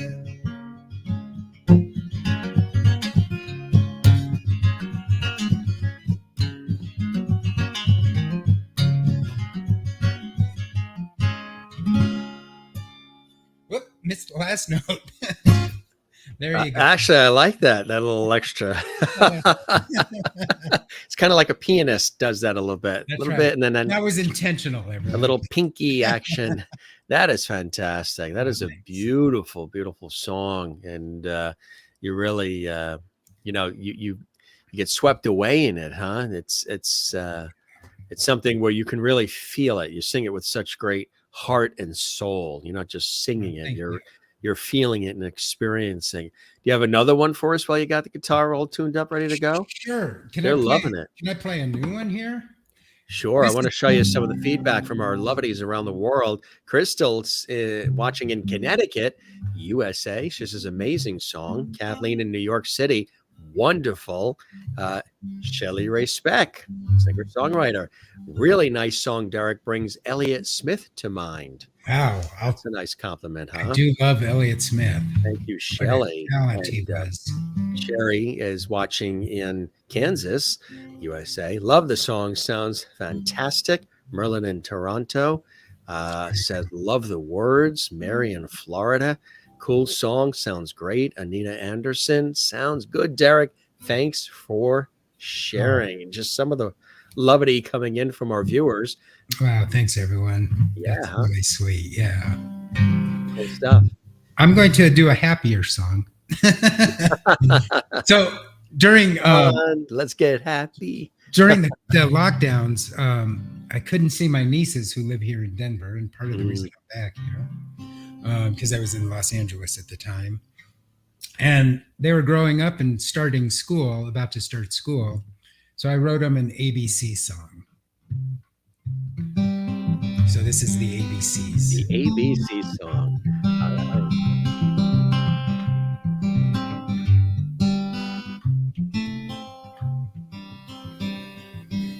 A, I'll always love you, and B, I want to be there. C, I want to see you soon. D, I want to do all the things we said. E is everything we promised to. F is for the time that G, I really miss you. H, I want to hold you tight. I is adore, and J, well, she's my girl, and Kiki, you're all on my mind. L is for the love, and M is all the magic anytime that I'm with you. Now O is a big circle, P is all the possibility, Q is not to question why. R is all the rules that we are gonna break, the essays we forgot to write. T is for the time that you've been on my mind, and V is all the versions why. Oh, W, know that X, hugs and kisses is why I wrote this little tune. Z is all the letters that brought me here to you. Z is all the letters that brought me here to A, B, C, D, E, F, G, H, I, J, K, L, M, P, Q, R, S, T, U, V, W, X, Y, Z. All the letters that brought me here to you. All right, the ABCs. That we just learned our ABCs once again. That is so cool, huh? So they love that. That's great for kids too. You know what I Yeah, mean? yeah, I It's a wrote it real, for the kids. it's a Yeah, positive song, right? What yeah. inspires you when you write? That one was like took me like 2 minutes. I Did just it? sat down, yeah, and I was thinking about my nieces are Kiki and Isidore, so that's why their names are in there. My fiance's name Jay, so I was like, oh, I want to write an ABC song. Wow. And that one came really quick. Some of them take months. Yeah. Uh, I think like I write differently. Like I'll write the music first sometimes, or the I'll just like lyrics will start popping into my head. I love like mountain biking because I've written most of my songs on a bike. You did really, huh? Yeah, Is at it, least the lyrics. Yeah. are you doing that because of what you're seeing visually as you're biking? Does that inspire you, the I nature? think it just empties out. Yeah, like you're in nature, you're not dealing with cars and traffic and people and phone calls and cell phones and computers Emails and and the thing, all TikTok. the things, right? Yeah. TikTok. Uh yeah, so it's I think it just like just empties your mind and Clears it. let you be creative. I see how painters and things like kind of get lost in the paintings. Oh yeah. Yeah, so I think it's a little like that for me, where I just don't think about anything, and then a line will come in, and then I'll like pull out my phone while I'm biking uphill and start recording like melodies or lyrics or something. I use this as a reference, but Melissa Manchester was a guest on our show twice. Yeah, And the first time she was on, our conversation was really epic, both times, but more extended on the first one. And she mentioned, I asked her what yeah, inspires her with all this incredible music over the years. And she said, one of the things that happens sometimes you don't know when or where that inspiration is going to come from. She could be walking, across her living room, and all of a sudden she's inspired. What she needs to do is she'll run right to the piano and she'll press record on the recorder and just start playing out whatever is, facilitating through her, whatever this inspiration is that she's getting. She'll just play it out and she's recording it so she can save it. That way if you wait too long, it sort of dissipates, it wanes, it diminishes. If you try to say, oh, well, I got this inspiration, but I'll think about it later on or tomorrow. She tries to record it and work it out on the piano as it's happening. Sounds very similar to what you do with the phone. if I let it go, I will never get it back. Right. Yeah, there's been so many times where like, oh, I'll totally remember that, and I never do. Right. Yeah, Right. yeah. So I understand why she does that. Yeah, and I just like pull out the phone and do the voice memo. Yeah, exactly right. And I go through them. I'm like, there's so many ideas, and then like sometimes I'll just go back and listen through them, and then come up with a little song or something. Merlin, Ontario says, Derek, you're now a Lovety. You're a Jim Master Show Lovety. I'm, Isn't that I'm, cool? I'm in the gang. You're now a part of the Lovety squad. That is awesome. Isn't that cool stuff? Beautiful song. Sherry and Veronica Lee watching in Australia, one of our regulars. Good day, Jim Masters and all the Loveties. Nice to see you here from Australia, Veronica Lee. Hey, do you have another tune for us? Yeah, they watch all around. Oh, I got way too many tunes. Can never have enough positivity or levity, that's for sure, huh? So, this one's on the album. I'll do another one. My best friend from that religious school I was talking about. I had two best friends. It was a school of 106 people. But in kindergarten, I met my buddy Arthur, who I just saw last week. Wow. And my buddy Jimmy. And Arthur was visiting me in LA, and we're like, oh, let's call Jimmy and surprise him. But neither of us had his number. But I remembered his mom's number. Yeah. And I was like, she's still got a landline for sure. Oh, sure. Yeah. So we called, and we're like, hey, this is Derek and Arthur. We were trying to get a hold of Jimmy. And she said, well, he had just died. I didn't have the heart to ask how. Yeah, what happened? But that night I wrote this song. I was Jimmy growing up. My father, we're all James. I'm like the fifth Yeah. James passed down, James Masters. But my grandfather, James, Jim, my father, Jim. So when I was born, Jimmy, I'm, James, but they would say Jimmy to differentiate the son and the father. Jim, Jimmy. Right. And you're So Jimmy. now it's like, it's funny because cousins and folks who've known me since childhood will refer to me as Jimmy. And there were times where, like, my mother, if we were in a supermarket or something, even in later times, she'll go, "Jimmy." I'm like, shh, shh, they don't know me as Jimmy. See, Jimmy is Okay. endearing to me. But it's very endearing when I hear it. I like sometimes when somebody just meets me, and it's sort of like a buddy kind of thing. Hey, Jimmy, there's just something kind of friendly about it. Right. I know when I hear James, sit up straight.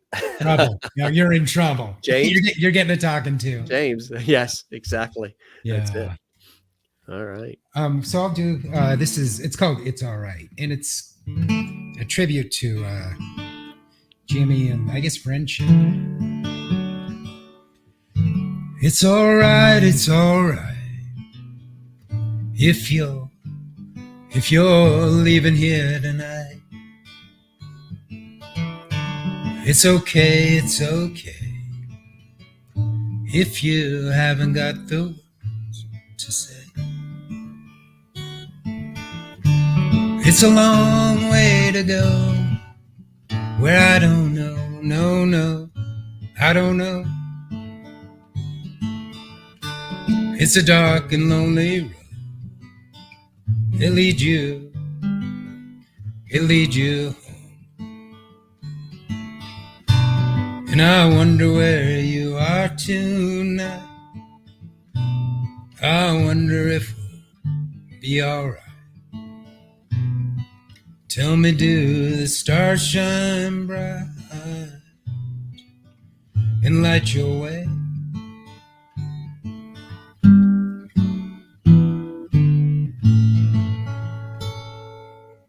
I'll right the wrongs. Can I be strong? Can I be? For a while. But I'm growing tired.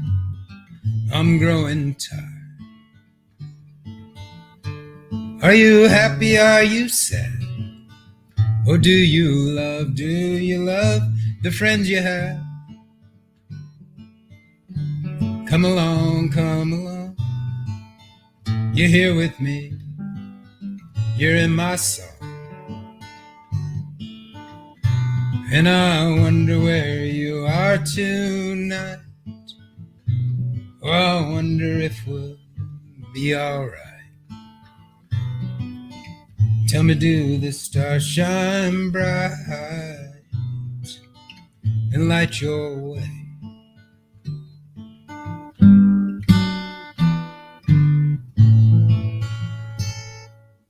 Well, will you go? Will you know you're not alone? You're in my heart, in my song. You're with me all. Winds will chase the rains away. Morning brings a bright new day. And I wonder where you are tonight. Oh, I wonder if we'll be alright. Tell me, do the stars shine bright and light your way? And light your way.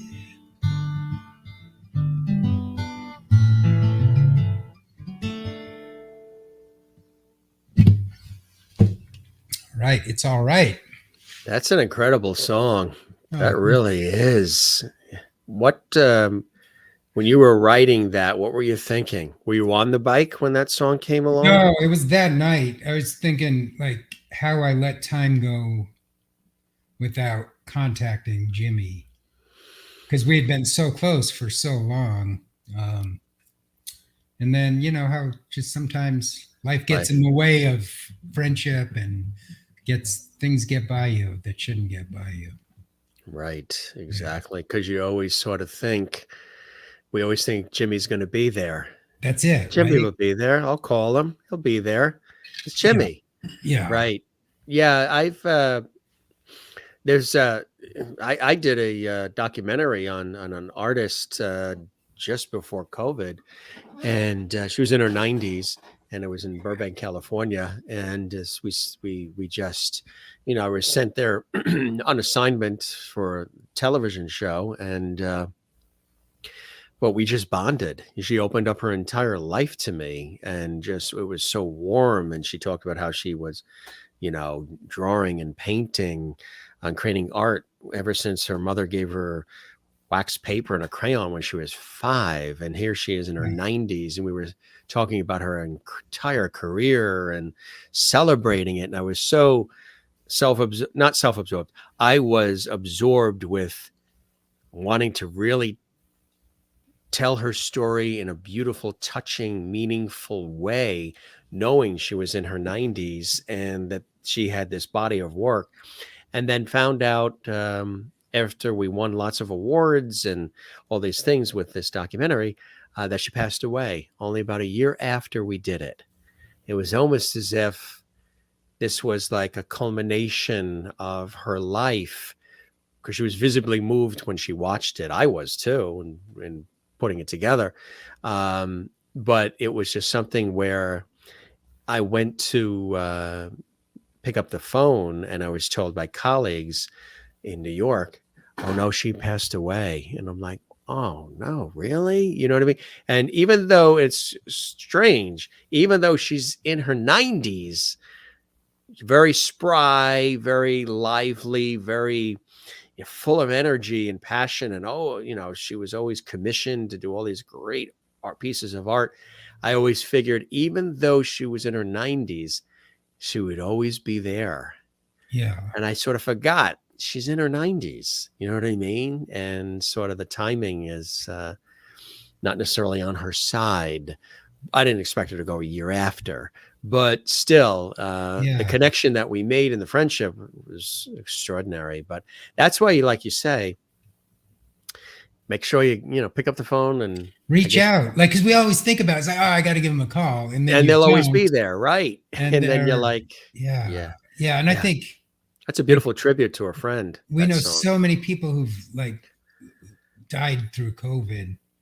And so many people, I was like, man, if I had just picked up the phone one more time, you kind of have those thoughts, right?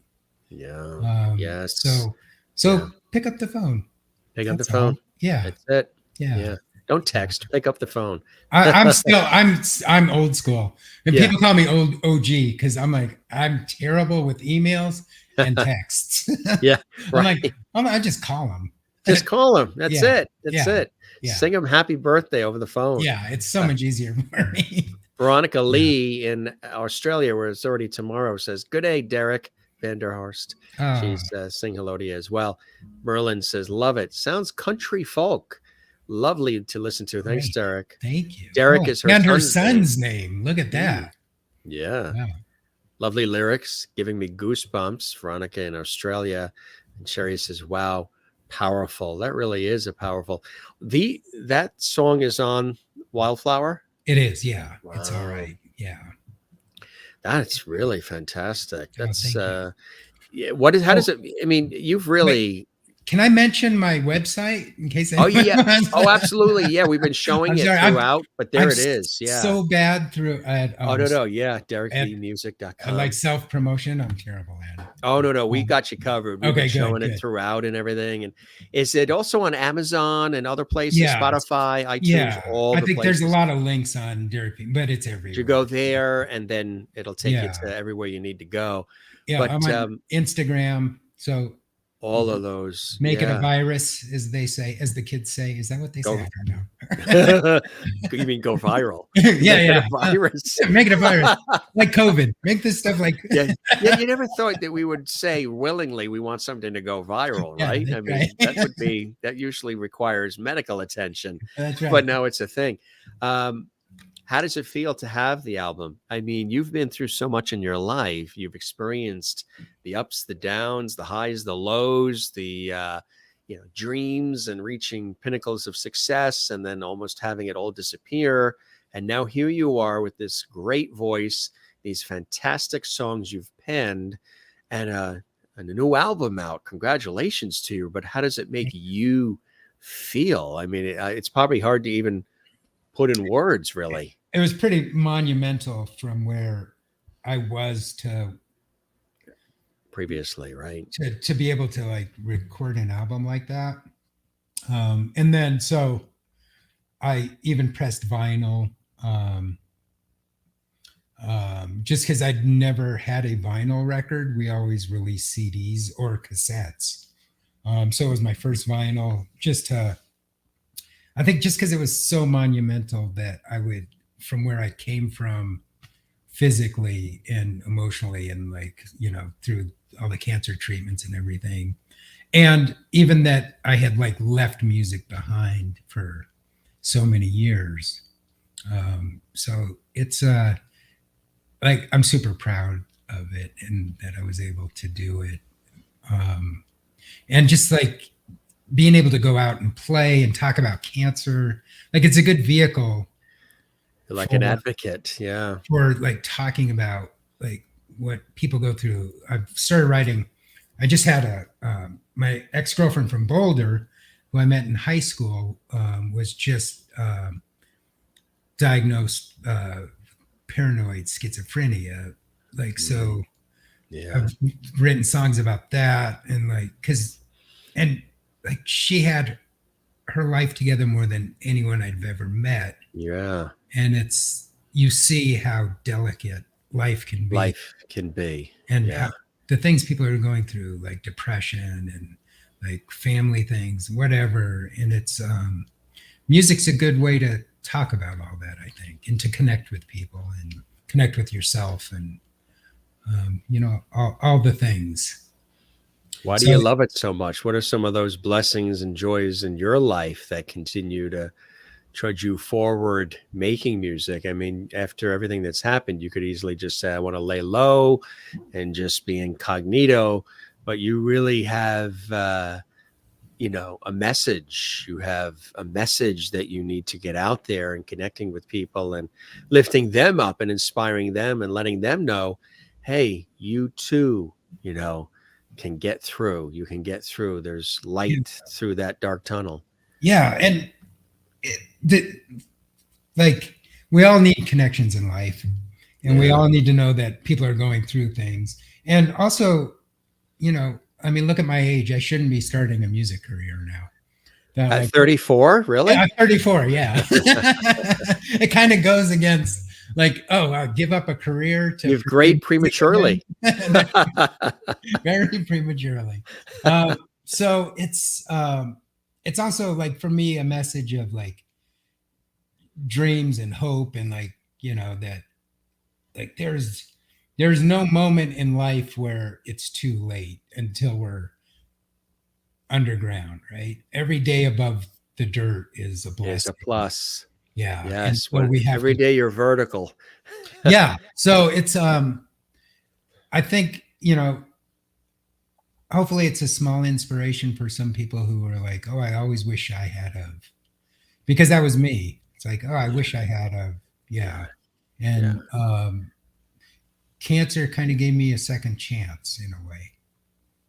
Like just seeing the other side of this, right? Because you face death, and then you have to make decisions in life, and it's like, do you want to keep going down the same path, or do you want to pick up a guitar and go on the Jim Masters show?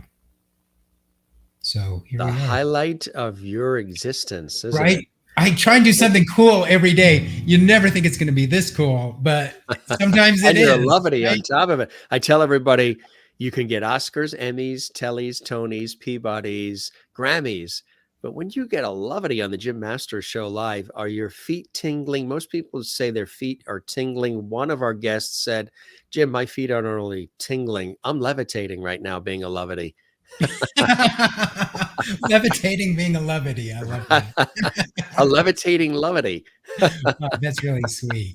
It is like, I mean, how cool, right? Like, Yeah. who gets to do this? Right. It's a Right. We're special doing thing. work that we love. Yeah, and just being like, yeah, with all these people and with you and like making connections around the world that you would have. That's the other amazing thing about like what's going on with music right now.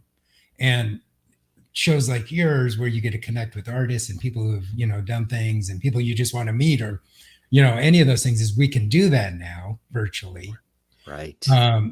And then music you get to share with the whole world. I remember in one band we would make cassette tapes and we would color in every cover and we would just pass them out at shows. And now it's like, oh, you can go online and actually Download. the whole world has access to all of it now. It's all right there. Yeah. Yeah, super cool. And people complain about it. What's that? You do save on postage. That is true. But I do mail out every one of my records. You do. Yeah. Yeah. Oh, that's nice. Yeah. That's and nice. it took 9 months to get the records. There is a huge It's backlog. like giving birth to a baby. People, yeah, right. People are so excited about records again that it's really hard to get them made. Right. Oh, vinyl? Yeah, Yes. yeah. Well, I've mentioned it on the show before to some guests. I still have my Onkyo turntable and receiver and double cassette deck and the If you KLH speakers. send me your address, I have all that. I will mail you a record. Oh, appreciate that. Yeah. That'd be beautiful. I'll mail it out. Yeah. Vinyl's coming back. There's something about the warm analog sound, Yeah. And I was saying to one of the guests last night, I said, I really, I'm not necessarily a big fan of the iPods, earbuds, all that stuff, everything just being shoved into my ear for sound. I really like it coming out of speakers, filling the room. And the the instruments are bouncing off the walls, the acoustics, and just this fuller sound of the music filling the house or filling a room, or even in the car, just filling the car versus just having things shoved into my ear and I'm hearing it forced into the ear. I like the fuller sound. And sometimes I even like when music's coming from behind me and sweeps over me when I'm in. Not necessarily where the speakers are right here coming at me, but sometimes I like it when it's sort of coming up behind me and sweeping over me. Because it's experiential at that point. Yes, right. You're part of it. You're like part of it. You might want to dance to it. You're right. Or if you're playing a board game, or if you're having dinner and you have to flip the album, there's just something. Yeah. There's something super cool about it. And I saw my old record player and my old amp, and yeah, I love it. That's fantastic. And Anita said she's a cancer survivor too. Yes, and she can relate to everything that you say. And unfortunately, there's way too many of us. That's one of the things with all the money that we spend on this, that, the other thing, the bling and all this other stuff.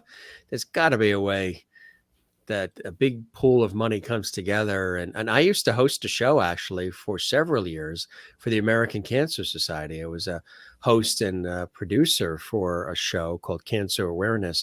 And we talked about all these different kinds of cancers. And this really sad is when we bring in the kids that were suffering from stomach cancer and things of that nature. And there's a wonderful place in New England, which is actually in northern Connecticut. It's called Camp Rising Sun.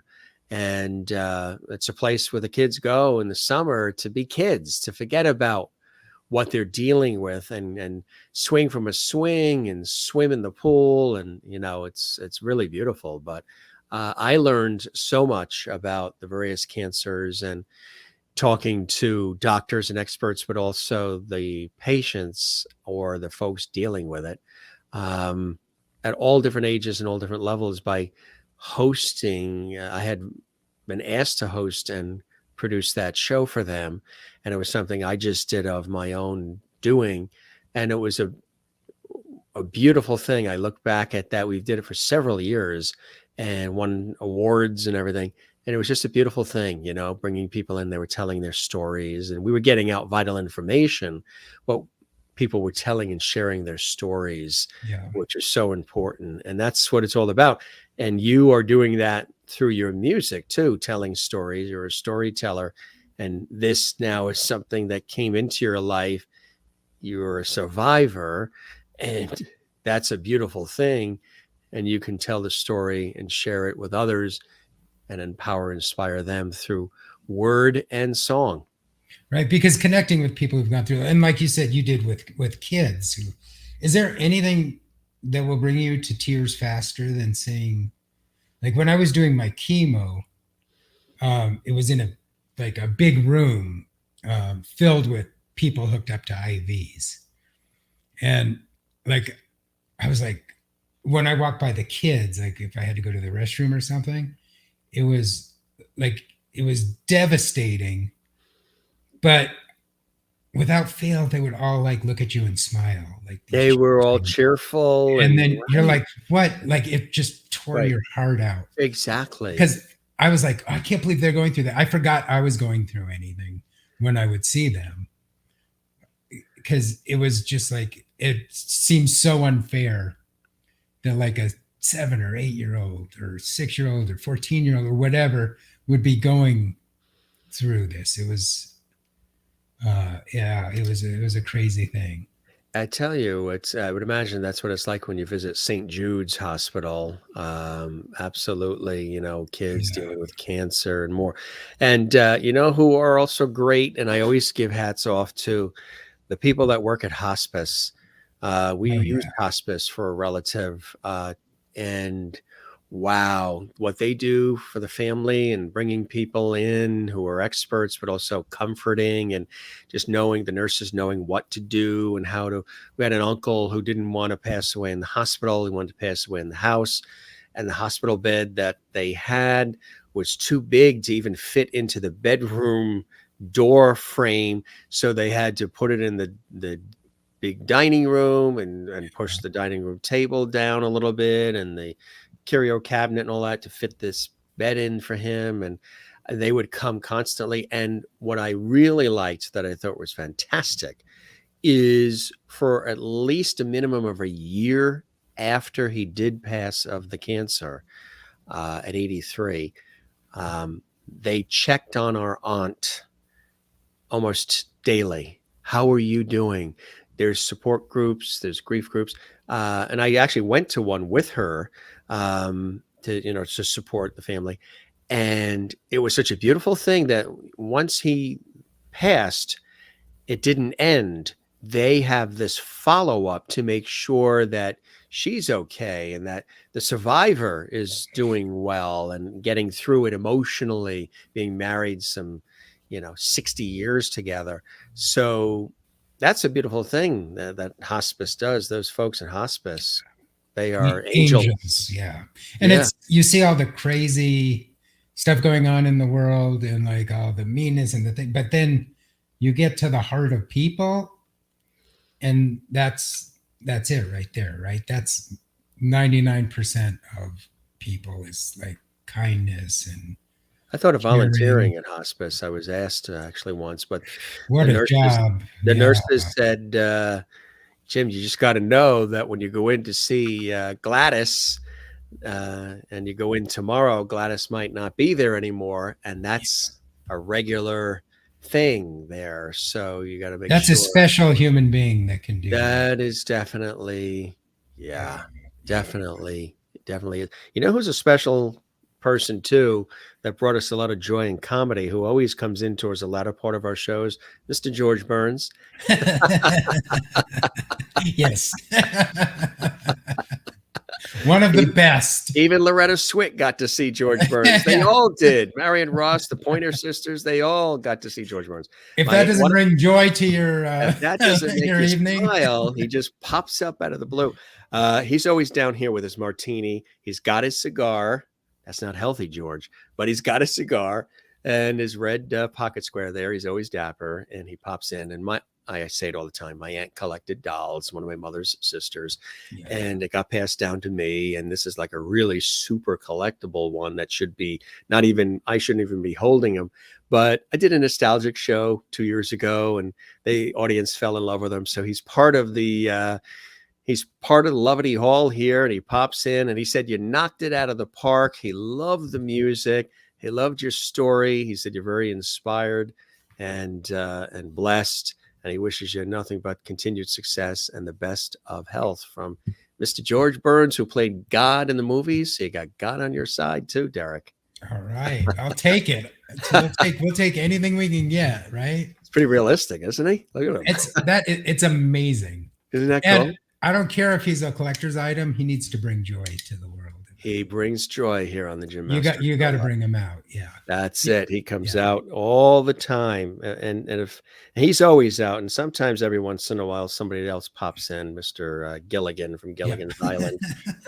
One of my favorite shows as a kid. Yes. I mean, how could you His wife was on our show. It says, Oh. Aloha, Jim, Dream of Denver. Bob Denver, who played Gilligan on that classic TV series, looked at our set, because there's the I Dream of Jeannie bottle right there, and a lot of other things. And some guests have sent things too, like Don Full of Love, who was in the Back to the Future movies. He played Mayor Goldie Wilson. He sent a bobblehead doll, and others. She sent this to me, and she said, Jim, you're missing something on your set. And I said, well, what are we missing? And I mean, he's lifelike too. You got the George Burns, got all the rest. She says, you're missing a Bob Denver. You're missing a Gilligan. I'm going to send you a Gilligan. And here comes this box from Dream of Denver, his lovely wife, who was on our show 2 or 3 times. And he's a part of the window dressing now. That is a show that brought all kinds of joy to every age, right? Oh, yeah. That show was ridiculous. So good. It's right. Exactly right. On a 3-hour tour. Yeah. Veronica Lee in Australia says, thank you, Jim, Derek, and all the Loveties. Kathleen in New York City, thank you for being here, Derek, and for sharing your life and music with us. She's in New York City. My pleasure. These are some of our real faithful, regular Lovety viewers. Thanks, Derek, for being here with us. Stay healthy, from Merlin in Canada. Really love it. And Merlin also says that her niece was severely handicapped as she practically lived at McMaster Hospital, which is in Canada, and she visited her almost every day. That's beautiful. And Anita Anderson says, great show. Welcome, Anita. We hope you'll subscribe to our YouTube channel and join us regularly and binge watch almost 800 episodes we've done thus far. It's a pleasure to have you here. And thanks for your story too, and being open and sharing your story with us. Crystal says, thank you, Derek, for sharing your amazing story. I wish you continued success and good health. God bless you, from Crystal, watching in Connecticut. Sherry says, thank you, Derek, for being here and sharing your journey with us. That was quite a journey. Best wishes with all you do in the future. Heart, heart, heart. And Kathleen says, God bless all cancer patients and survivors and all the people who take care of them. It is not easy. Yeah, caretakers too. That's a whole other thing. The caretakers are beautiful people as well. DerekVmusic.com is the website to check out Derek's music and other cool things that he's doing and he's experiencing and he's got coming up. And here is that album again, Wildflower. Kudos to Derek on a beautiful album, and you guys are going to absolutely love it. And more music to come from Derek. We're going to keep the porch light on for you, Derek. You're welcome back to the Jim Master Show. I had a blast. Thank you. Oh, yeah. I hope the show met whatever expectations you had, and you enjoyed the time with me as much as I have with you. And letting me do 3 songs, that was great. I had so much fun. Oh, the pleasure. Perfect. And I did my job. That's exactly. And then we'll see some of you in real life as I tour. Right, exactly. Get to meet the faces behind all the meets and greets, and hopefully we'll get together as well and break bread, as if you're on the East Coast or I'm there or what have you. And definitely stay in touch. Spread the word about our show. You know, there are folks who think like to pop on. You know, spread the word. And it was really a pleasure. And you know, best of everything to you. It's really an inspiring story, and I'm glad you're in good health. And you're back out there and you've reclaimed your voice on many different levels. And it's a beautiful thing, Derek. Well, it sure was a pleasure. I had so much fun. I appreciate that. Put it in Nice, writing and nice address meeting you it. all. That's right. Get some management. That's it. Put it in writing and address it. Management. I enjoyed listening to you, Derek. Good night, everyone. To you as All well, right. Anita. Thank you very much, Derek. All the very best to you, and Yeah. Thank you. Good you night. take care. And Thanks for everyone hanging out this long. This and was we got to see Angelina Jolie. That's right. Yeah. Yeah, She put herself to bed. she put herself to bed. Yeah. Tucked herself in. Veronica Lee's already putting her order in. She wants you to come to Australia. Oh, so I've actually gotten a lot of airplay and stuff in Australia. So that is high on my list. And I'm actually talking to It's very big in Australia. Yeah, and it's also big in Ireland. There's a big festival in Australia, and they're talking to me about that. So hopefully that will work out. And I will be in Australia. That is cool. Yeah. That is cool. Yeah. The very best to you, Derek. Thanks for all the time and the entertainment. Beautiful conversation. Like we say, we don't do interviews here. We do conversations. And I love that. This was a pleasure to have you on, my friend. It was a pleasure doing it. And anytime, if you need a filling guest, just give me a call. I'll just. Absolutely. Absolutely.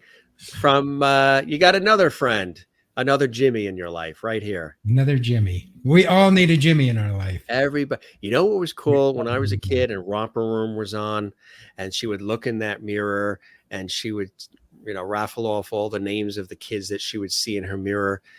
Back then, there was always a Jimmy. There was always a Jimmy and a Bobby and a Stevie and I knew a Bobby also. That's funny. Everybody was either Y or IE at the end of their name. Yeah, I got left out. I got left out with my name. Derek, just Derek, just like a stamp. Derek. That's right. It. Yeah, that's a great name too. And Vanderhorst, is that Scandinavian? Is it German? It's Dutch, but Dutch. I am not Dutch. My mom married and I was adopted by him. So it's a cool name. Yeah. It's a cool name. So yeah, but I love going to Amsterdam too. That's a cool. Yes, I've been there twice. Place to visit, isn't it? Really cool, huh? Yeah. You ever have one of those stroop waffles? Yes, I have. Yeah. You can't have a lot of those. No. They're sweet, but they are good. I had the best piece of apple pie in Amsterdam also. Did you? I've ever had in my life. Yeah. The cheese and the chocolate. No, they just put ice cream right on top of it. Yes, and mayonnaise on their French fries. They do. Yes, mayonnaise on the street French fries. Those are delicious. You're right. Yeah.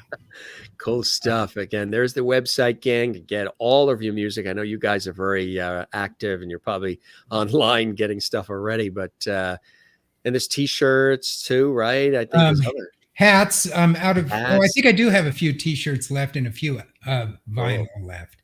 I think I have 80 vinyl left or something. Fabulous. Yeah. You're the best, my friend. You take care and be well, okay? Yes, and if you give me your address, I'll send you. I know, I saw that. It didn't feel like it, did it? No, Everybody says it never feels like it. Yeah. Just rolls. We just roll with it. And I say to the guests, you can be on the show as long as you like. If you need, 10 minutes. Well, we never do 10 minutes. What can you really do in 10 minutes? What can you do in 10 minutes? Yeah. You can hawk a CD and that's about it. And that's not what I like to do. I like to, I want the audience to really appreciate, who you are, know a little bit more about their host and about each other. Yeah. You can only do that when you spend a little time. Spend a little time. What a great setting to do it too. Like Dick Cavett used to do, and Carson and all the greats, Mike Douglas, Merv Griffin, Regis, they spent time. You're old school with new technology. That's exactly what it is. Yeah. I like that. Yeah. Old school with new technology. Yeah. I like that. Yeah. Excuse me, I'm old school with new technology. That's it. Yeah, you got it, my friend. All right. Thank you so much. Have a great night. You too. You go stretch those legs, as we say to all the guests. All right. Get the circulation going. Really appreciate it. Pleasure is all mine. We'll chat again soon, okay? All right. You take care. You take care. Bye. Derek Vanderhorst here on the Jim Masters Show. Gang, there is that website. Check it out. Check out all the great music. There is the new album. And you heard some exclusive previews from that new album right here on the show. And he played for us, and he even did an ABC song, which is so cool for kids. Wasn't that great? Great guy, huh? Um, from the heart, a terrific conversation, a fantastic career as a Hollywood sound designer, working on major movies and so much more in the music industry. Reclaimed his voice, singer, songwriter, and yes, cancer survivor as well. And just telling his story through word and song, and inspiring. Hope you guys enjoyed it. Thanks for all the great comments throughout the show, gang. You are the best with the comments. We like to make this a very interactive show. I'm really big with the interactivity. Gang, if you did enjoy this episode of the Jim Masters Show while you're watching here on our YouTube channel, give this episode a thumbs up and leave a comment on our YouTube channel for us as well. We would absolutely love that. There's a thumbs up icon there on the YouTube channel. Give it a thumbs up, drop a comment, let us know how much you enjoyed this episode and all the episodes you enjoy of the Jim Masters Show live entertainment lifestyle variety talk show series. And for those watching on YouTube, don't forget to subscribe to our channel, which is Jim Masters TV. The show is the Jim Masters Show live. The channel is Jim Masters TV. Click that red subscribe button. Doesn't cost anything. And make sure you click the notification bell so you never miss any of our fantastic episodes. Thanks for joining us, gang. We don't say goodbye around here. We say see you later. Ciao, cheers, hasta la vista. We say slancha. We say shalom. We say moilu. We say take care, be well, avida zain, sayonara, and everything else we can squeeze in. Amazing. Yes, the songs were absolutely amazing. Thanks for the great comments, too. Veronica Lee in Australia. Wonderful work as always, Jim. Thank you. Thank you for watching Down Under in beautiful Australia. We love when you're here, Veronica Lee. And Mary Bishop in Florida, another wonderful show. Thank you very much, Mary and Sherry Larson. Jim, thank you for another fabulous show. My pleasure. Great night to you as well, Kathleen. And you as well. Thank you very much. Great show. Crystal, thank you. Watching in Connecticut. Good night, Jim Lovities. Thank you for another fantastic show. The pleasure is all mine, and the pleasure was Derek's as well to be a part of it. You guys are fantastic. Do not. He mentioned Loretta Swit. If you haven't seen it, this week of the time of this show, because we do the show live, but you could be watching this episode 6 months from now. But as of this week, it's the 50th anniversary of the beloved, iconic CBS television series, MASH. And you heard Derek mention Loretta Swit. Loretta Swit was a guest on our show. Yes, she starred on MASH with Alan Alda and the entire gang. Legendary actress, artist, author, animal welfare activist. See that episode? Check it out. You will thoroughly enjoy it. It was fantastic when she was with us. Coming up this weekend, too, from London, England, Daniel James. Whatever happened to Daniel James, 90s hitmaker from the famed group Yell, Simon Cowell protege, singer and actor? Well, he went through a lot of things in his life. I don't want to reveal too much, but he went away for a while because of things that happened to him in his life. And people wonder, whatever happened to Daniel James from that famed 90s pop group? Well, he's going to be with us to tell his story, and it's going to be incredibly inspiring, incredibly moving. That's coming up this weekend, this Sunday here on the Jim Masters Show Live. And of course, we have guests tomorrow and Friday. And of course, Saturday is the birthday, which is kind of cool. All right here for you on the Jim Masters Show Live, entertainment lifestyle variety talk show series. Check a couple more comments coming in here. I love how all of you, good night, Derek. Thank you for the beautiful music. I love how all of you say goodnight to one another, or you say hello to one another. That's what you get to do when you are in our JMS Lovely chat room. And Crystal says, good night, Jim and Lovelies. Thank you for another fantastic show. The pleasure is all mine, all mine. All right, gang, we're going to sign off and check out of here. And we'll be back tomorrow Tomorrow, we're here at 7 p.m. Eastern, 4 p.m. Pacific on the Jim Masters Show live series. Thanks for watching. Continue to spread the word about the show. It's unique, it's fun, it's entertaining, it's inspiring, it's different, and it's interactive. And spread the word on your social media. You can find me on Jim Masters TV on Facebook, Instagram, Twitter, Jim Masters TV. And and of course, our YouTube channel, Jim Masters TV. All right. We'll see you again soon. Be well. Take care of one another. Love one another. As we always say, don't forget to love yourself.